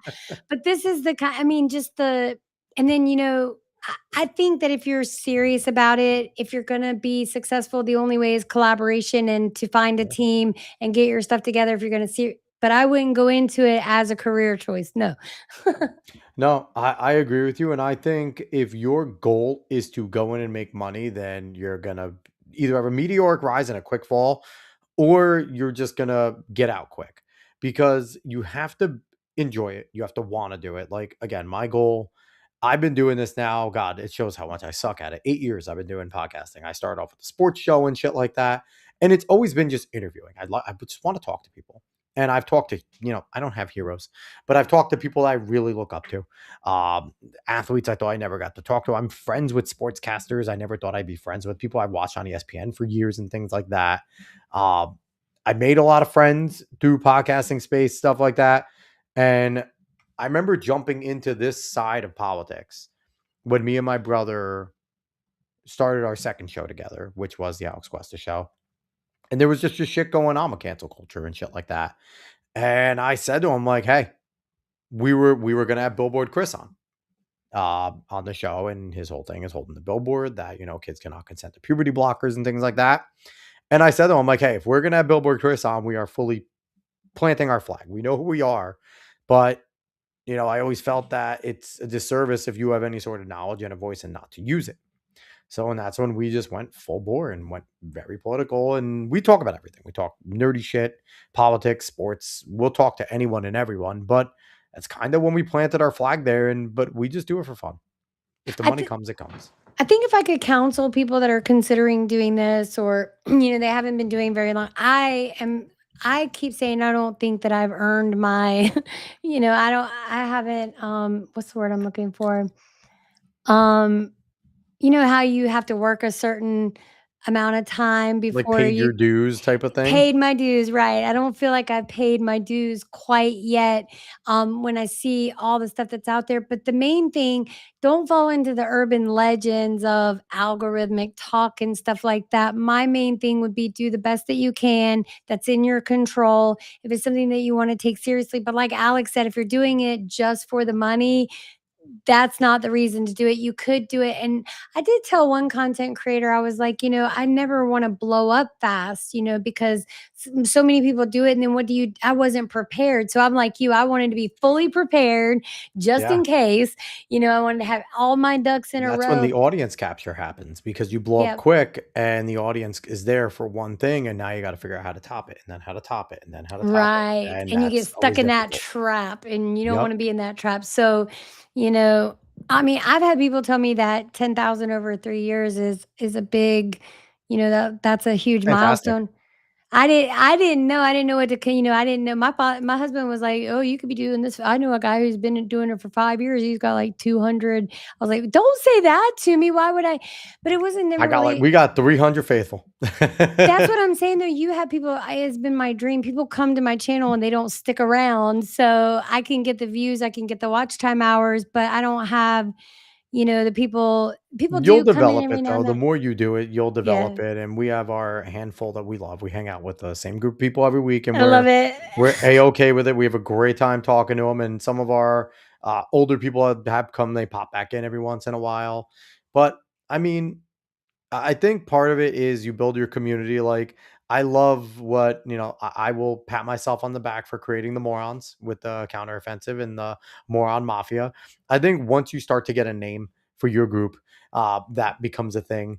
And Gotta get your gimmick. You have to have a gimmick. That's what Sean said. It doesn't matter. I hate to say it. He said, but you gotta have that certain thing. So the moron thing, stuff like that. Yes. well, I mean, my group wouldn't like what I would call them. They would be the Questicles. I don't think they would enjoy being the Questicles. I don't know if that would be, what do you guys think? Do you guys want to be Questicles in the chat? You wanna be a questicle? You want to be one of our Questicles? You want to hang out? Give me You want to hang? I'm gonna make a song about that. Like I said, people like me to beta test their stuff. I'm gonna make a little questicle song. All the I have Questicles, we're to. hanging in the sack. The Questicles are all hanging in the sack. That's what we do. Oh my god. So boys Don't get Eric me started. I will. I'll do it. do it. I would love it. Boys Eric come back saying I went for more of a painting style to match the painting I was getting inspiration off of. It looks good. It looks good, Boys Eric. Did you see it? Caveat. Did he send it to you? I did. He said caveat. Yeah. He sent it to me on Discord. We are friends on Discord, and it sent it over to me there. Caveat saying then we can have AI watch it for us. AI is going to do everything with all the data centers. We're eventually going to be a data center. They're going to put us in It's like a gonna be big like that movie Wall-E. Wally is so funny because Love that. Wally, as a conservative, none of us should agree with it. It's all about global warming. It's all about us. It's all about capitalism being bad, overtaking, global warming, killing the planet. That is the premise of it. I And it is know. such a good fucking It's such a good movie. movie. It's such a rare movie where the first hour, the protagonists say nothing. The only voice you hear is an old song. And for that hour, you are gripped because it is fantastic. It's a good movie overall. I don't agree with the message. I think man-made climate change is bullshit. I don't agree with it. I don't think capitalism is bad. Mm-mm. But by and large, it's supposed to represent the bad capitalist group, and we overran our planet. That's why we needed the Wally units to clean it up. And it's all there. But God, it's such a good movie. It's It's great such a Disney good movie. propaganda. It's such good Disney propaganda. It's one that I can't be mad about. That's how they get into our heads though, because, you'll think about stuff and it's the storytelling and stuff. And I'll admit it, Marjorie Taylor Greene, there were some things like the way media presents things that, you know, I just automatically believed. And now I'm like, dang it, now I have to go research everything. That I believe sucks. I can't trust anybody. it's funny because I've had the I don't, number one, I don't trust anything anybody says. That's one of my thing. And number two, if I'm listening to somebody talk and I agree with everything they say, then I know it was wrong. More than likely it was wrong. And I have to Yep. go look at it. Yep. Because if someone's just confirming what I think, then maybe I'm thinking incorrectly. Like, I want to disagree with some of the shit somebody I says. keep thinking this is how I picture Candace Owens. I'm sorry, I had to circle back to her for just a second. So this is how I picture Candace Owens. Like I did the thing so when Mark was with her, she had to put that out there. Hey Mark, could you check and make sure I got that right? I think I got it right. Thank you, Mark. I knew I had it right. I just needed to know that I had it right, needed the viewers to see me checking that I know that I'm right, that you know that I'm right, that everybody knows that I'm right. But how could I would never want to live in a world like you just said where people just agree with everything I Mhm. say because of what? She was seeing that Joe Rogan was successful with Jamie. That's all it was. And she was trying to do her own Jamie thing where Joe Rogan and Jamie Mhm. pull things up and she was trying, Mark was her Jamie. That's all it was. Yeah, It was and Megan Kelly's got her Sally. She talks about, "I wanna be the gal in the chair." I said, "I wanna be the gal in the chair, the one Megan that's, like, Kelly. doing all the stuff in the background for you." But these I hate Megan Kelly. I don't know why we ever brought her back in we can't to the talk about fray. her. Don't I don't know don't why we ever brought her someone back into the fray. She was someone that became a man-hating leftist the moment Trump did anything to her, and then we let her back in. That is my biggest Have argument you with Glenn seen Beck, her that older he likes Megan. content about trans kids where she has hosted that thing about trans and then I thought she was against it, and then I saw that clip and I No, was like, she's a "What?" grifter. She's a Her grifter. whole show on CBS, once Trump told her she was a fucking idiot, basically, on that debate, she then left Fox News, and her whole show on CBS was having different women on there complain about men and talk about how fucking terrible men were. It's all her show was. And then she made the joke about blackface. CBS kicked her out. And she didn't make a joke. She just asked about it. Like, is it okay for like someone to wear it on Halloween? Like that was it. It was just like asking. CBS kicked her out on the curb. And then she stood low for about a year. And then her friends started to bring her back in. And Glenn Beck is responsible. As much as I love Glenn, his show has taught me a ton over the years. He was one of her friends that started to platform her again. And I think she needed to be kicked to the fucking curb of the movement for a long time. She could stay, listen, she could stay doing media, but she's not a conservative. She does not need to be on our side. She's showing it again. Mm. Showing it again. Showing her true colors again. Megyn Kelly is not on your side. She's not on their side. She's on Megyn Kelly's side. I heard somebody say recently, a lot of them are saying, I'll just go ahead and say it. I said it privately, I'll say it publicly, I might as well.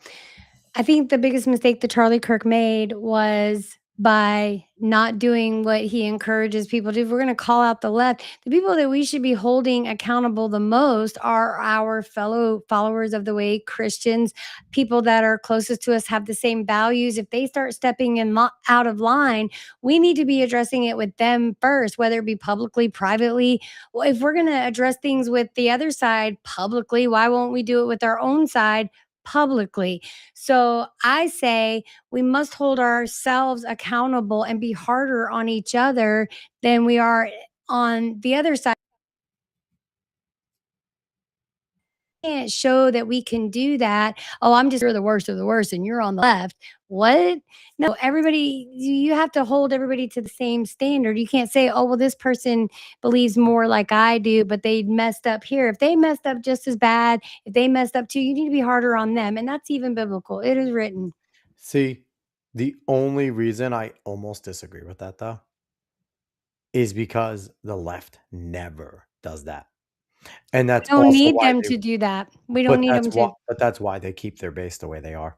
And that's why they're so solid. I'm not saying excuse, bad behavior on the right, but I am saying that the public arguing from people that generally agree. I do think that there needs to be a purge on the right of the fake people in MAGA.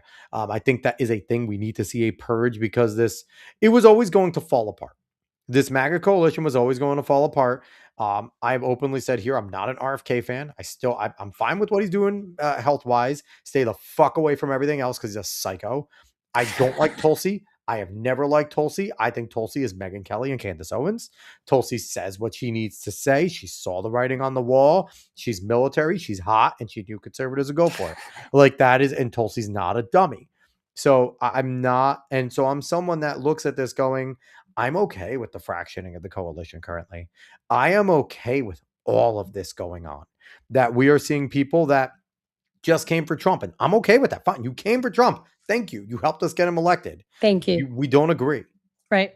Go find your own fucking party or fall in line with ours. That's it. There needs to be some falling in line. And I think that if they want to go back to the left, okay, you can go and see if the communists will take you back. Go see if they will. The leftists won't. You can go sit there and complain that I'm politically homeless. Fine. You could do without and start your own party. I don't care. But there was always going to be this break of this coalition. It was never going to stay. And again, I watch Tim cast a lot. Tim Pool's not on the right. He's moved more to the right because the left is crazy. Tim Pool's not on the right. And I don't mind Tim, but Tim is someone that is going to eventually leave. If this ever gets back to any sort of normalcy, Tim will not be on the right. We talked about Ryan. Ryan Morrow is not very much. He's not fully on the right. Ryan is going to be Ryan at all times. James Lindsay's not. James Lindsay will go back to the left as quick as he can. Yeah. So it's like this coalition is never. I've been a conservative my whole life. I am happily a conservative. I would much rather go back to arguing with the Daily Wire guys on conservatism than having to actually deal with motherfuckers that were from the left pretending to be on the right. I am so tired of it. Let me just put my 2 cents in. Mr. Poole, Tim Poole, I know it's like dropping a bucket in the sea, but I really would like to get some time with you. We need to talk about West Virginia. I got some issues with you. Give me a call. That's all Oh I boy. gotta say. Oh boy. Oh boy. I think he's leaving West Virginia anyway, so I think they're Good riddance. Get out because you know what? What he did to the state, get out. oh boy, he did some bad shit. No, well, they weren't real fair to him, but he's such a my life's in danger. I've got to, I mean, you're in one of the poorest states in the United States. Please get out of my face. We don't need you here. Get out. Lowest property taxes you could ever pay in your life, and you still find something to cry baby about. Tim Pool, get out of my face. That's all I got. Okay. I will listen, I'll give you the floor there. That's fine. I'm sorry, but No, that's that's my okay. opinion. That's Thanks. all right. Listen, it's your Oh, state. You're allowed to defend your empath. state. Are you gonna go to his Casper location in Martinsville?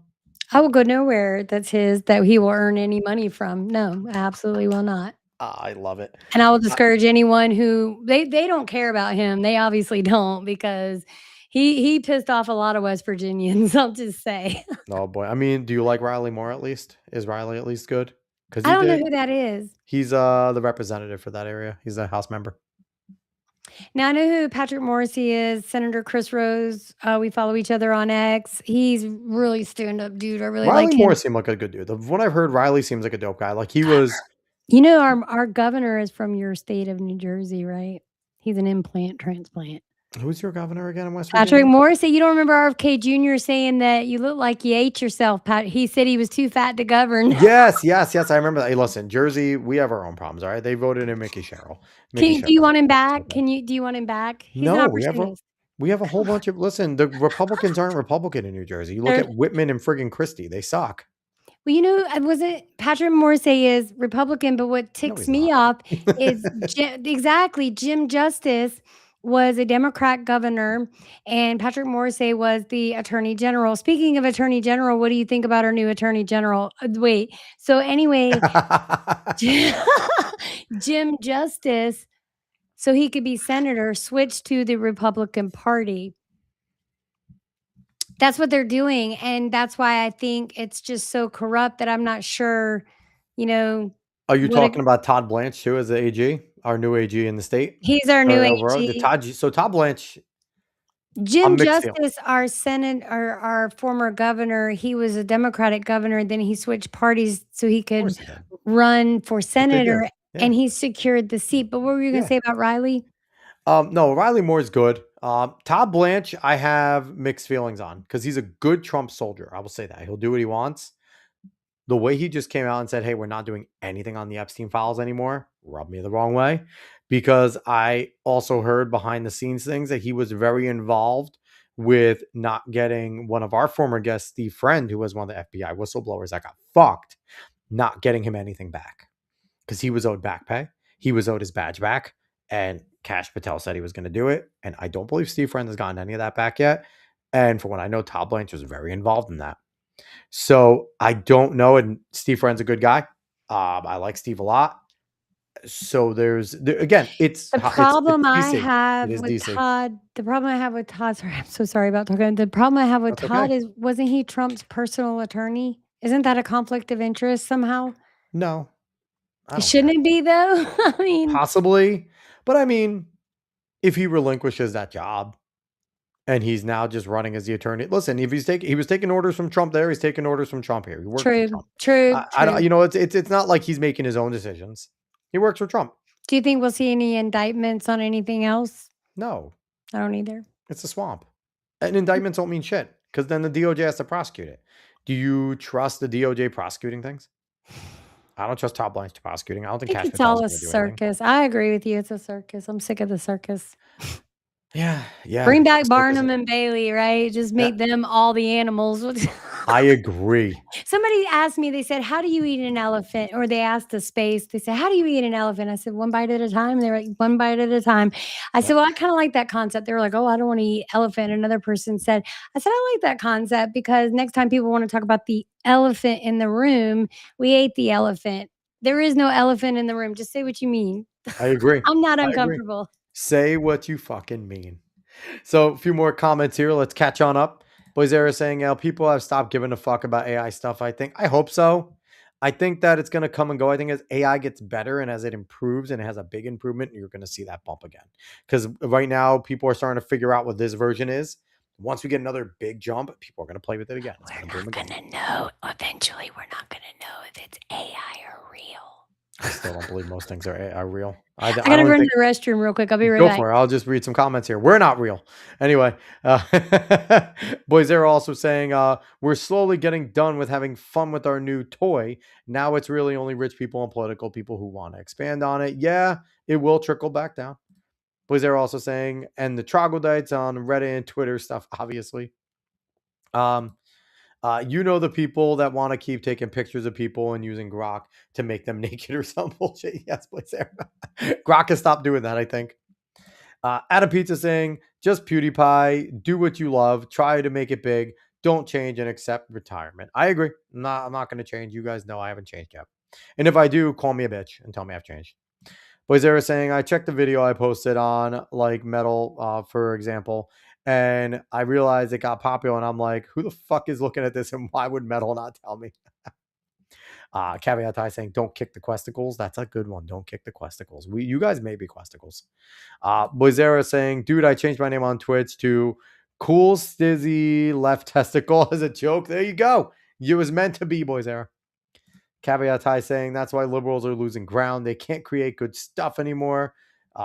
Caveat saying, I don't agree with you about not agreeing with everything you say.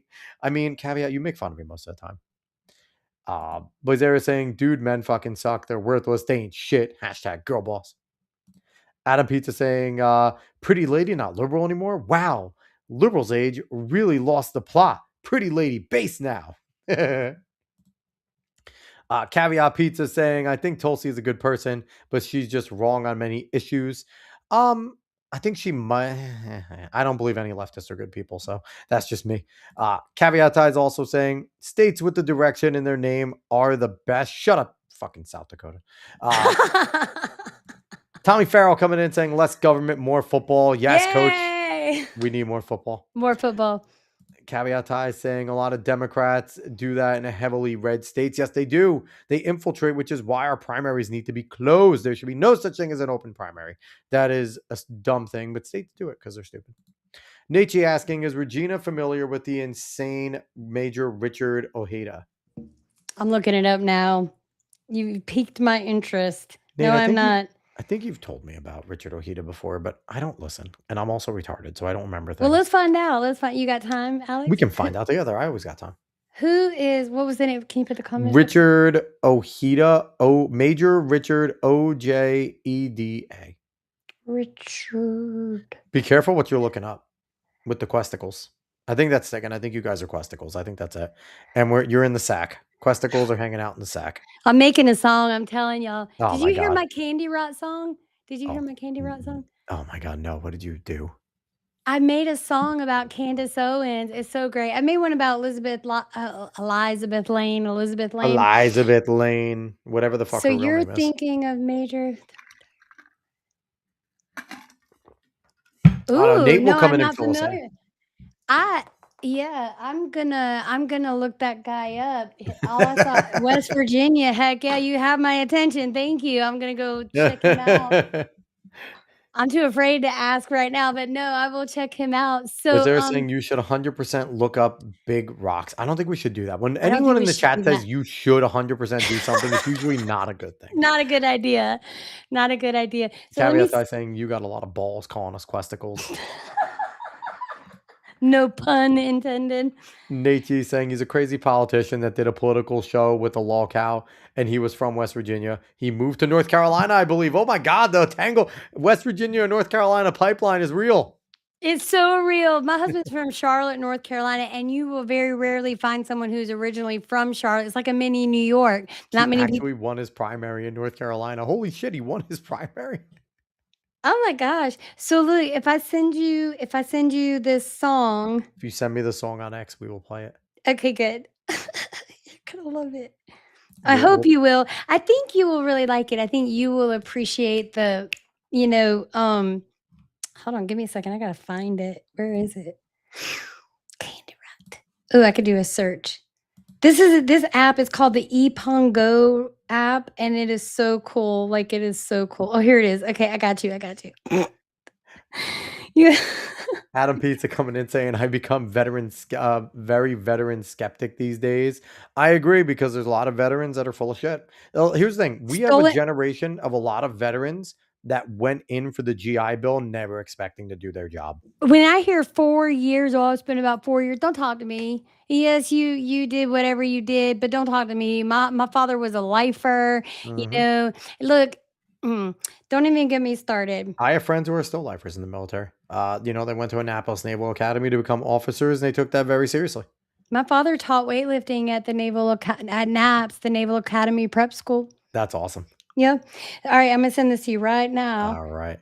Boyzera saying, not gonna lie, I'll be a testicle. I don't know about a questicle. Well, if you're in the chat, you don't got a choice. You're a questicle now. A questicle just sounds better. Well, so Boyzera also saying that sounds like something a doctor would say as a scientific term for testicular cancer. Well, we are a cancer to YouTube and everywhere else we stream. So that is. Caveat I saying I spent 4 years in the army. ... Oh, He's the shit. guy. He's the guy. Yeah, but he's not I mean, he's not one of those ones out there going, "Oh, I mean, these guys that spent 4 years talk about, "I was in national intelligence. I did all" how much can you possibly do in 4 years unless you are something that we don't know about? And if we don't know It's about it, it's true. fine, just tell me. But I'm just saying, like, caveat's not out here going, I'm Joe Kent or I can't even say Joe Kent, but I'm just saying, these are the people that are, I've got high level, top secret CIA clearance and or military clearance, but you spent 4 years.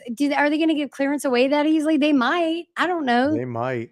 I sent it to So, you. fun fact about Questicle and where that comes from, just for food for thought. There, when I was at Marist running, one of my nicknames, because guys are a bunch of assholes and funny, was Questicle the Mexicutioner. Because I'm Ecuadorian, they called me Mexican all the time. So it was Questicle the Mexicutioner. So it just kind of stuck. And there The we go. Mexican. The Mexicution. I'm It's Ecuadorian, so but funny how people think that, one guy was like, I think he was from Guatemala or somewhere, or Nicaragua. He we're was all from Mexican. Nicaragua. And he was like, yeah, I bought this car and it had the Mexican flag in it. I took the Mexican flag out. I was like, But I mean, it's funny because I would always make the joke. I'd be like, Mexico has a much better GDP than Ecuador, so you're actually upgrading me.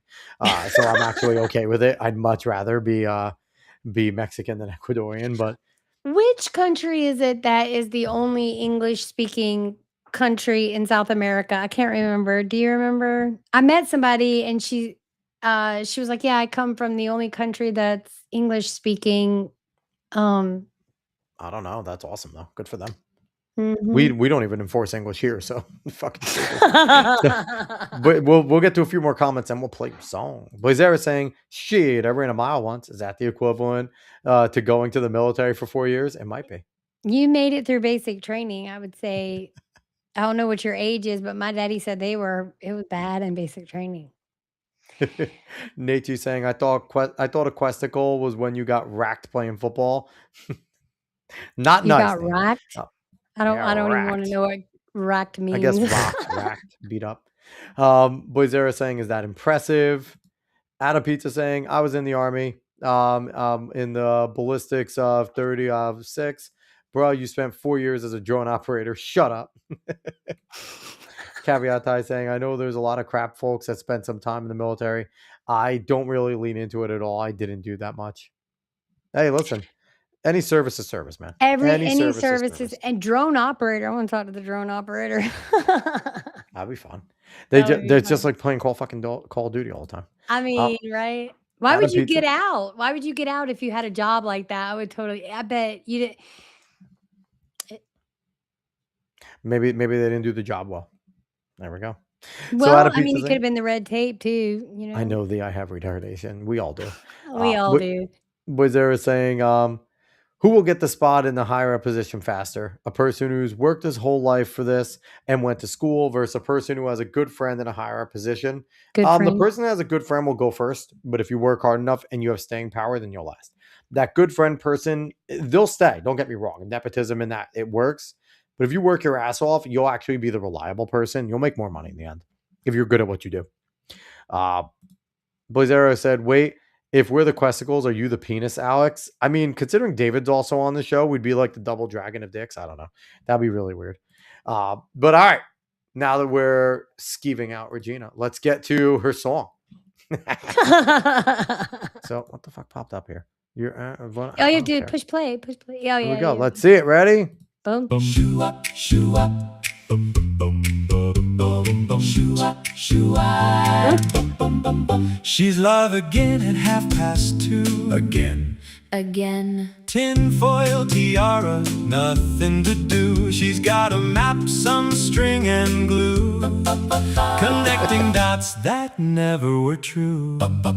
Bless her heart, she's got a clue. Back up, she's got a clue. Well, maybe two. Back up, Ooh, maybe not. candy rot. Candy rot. Round This is and round fantastic. that wagon rolls. Living rent free in rabbit holes.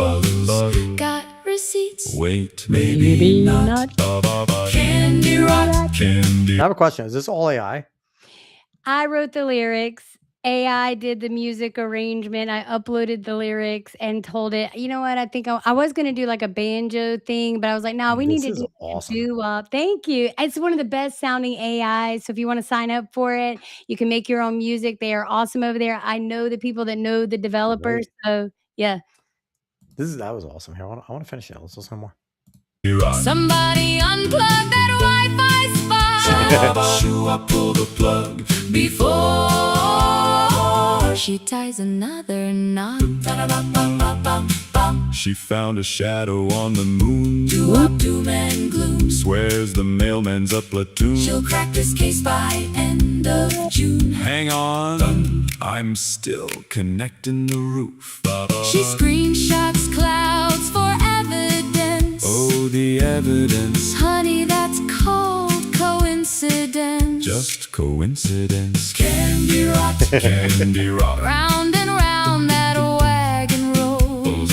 Living rent free in rabbit holes. Got receipts. Wait, maybe not. Candy rot. Candy rot. Somebody unplug that Wi-Fi spot Shoo up, pull the plug.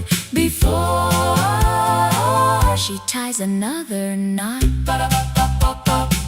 We've been down this road She before. closed one hole. She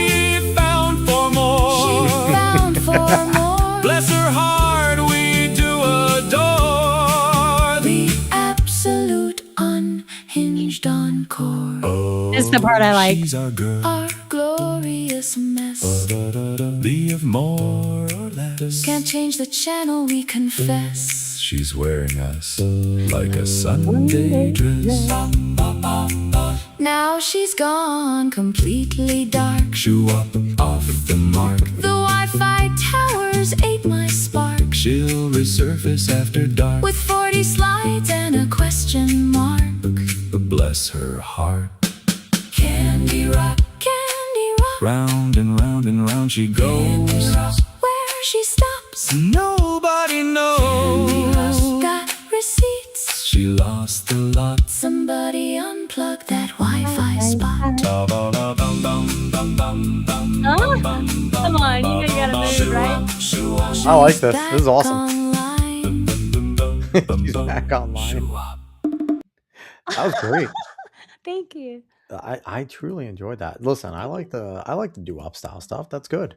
I'm going to tell you some artists if you decide to go on there to follow. Like you could just pick through, and there are some amazing people on there. Now, the artists that I know, they actually write their own music, get their own beats, all of that, and they're just kind of beta testing. So I think they upload their own stuff, but it's really amazing. There's all kinds of artists on there. I go to their Monday night. I've been working with them for a long time. I actually Very cool. was working. I am Thanos. Shout out Rocky 2 Grimy. What's up, guys? So I worked with them a long time ago. I used to help them with spaces, and they did like rap battles, and I would get to judge or I would help. It was so awesome, and I think they're going to start doing it again. Nice. But it's a nice little format. You can have little spaces on there without all the Yeah, it looks crap with cool. the X. Yeah, it was pretty awesome. But Yeah, I'm glad I y'all like it. liked it. She's wearing us like a Sunday dress. She really is. I did enjoy that. I thought that was fun. We'll get to some more comments, and then we'll get the hell out of here because I'm we've down. been hanging out for a little bit. So Alex, thank you so much for having me. I'm so course. excited about all of this, dog. We got to have you on again when David's around. Caveat Yeah. Ty saying the paperwork people in the military are the worst people around. I hated dealing with them. Adam Pizza saying I'm gonna call them the book deal vets. That's a good name. Boyzera coming in saying, "Oh my fucking god, this was made straight out of AI." Adam Pizza saying reminds me of the Monsters mobile ad. Boyzera sent me a song. We're gonna listen to her song, okay, Boyzera? Don't be mean. He did say this is ass. He didn't like it. Who, Blizzard didn't like it? Boyzera didn't like it. No, I'm sorry. Boyzera saying, "Dude, get on Glorb. He does the best of the music like that."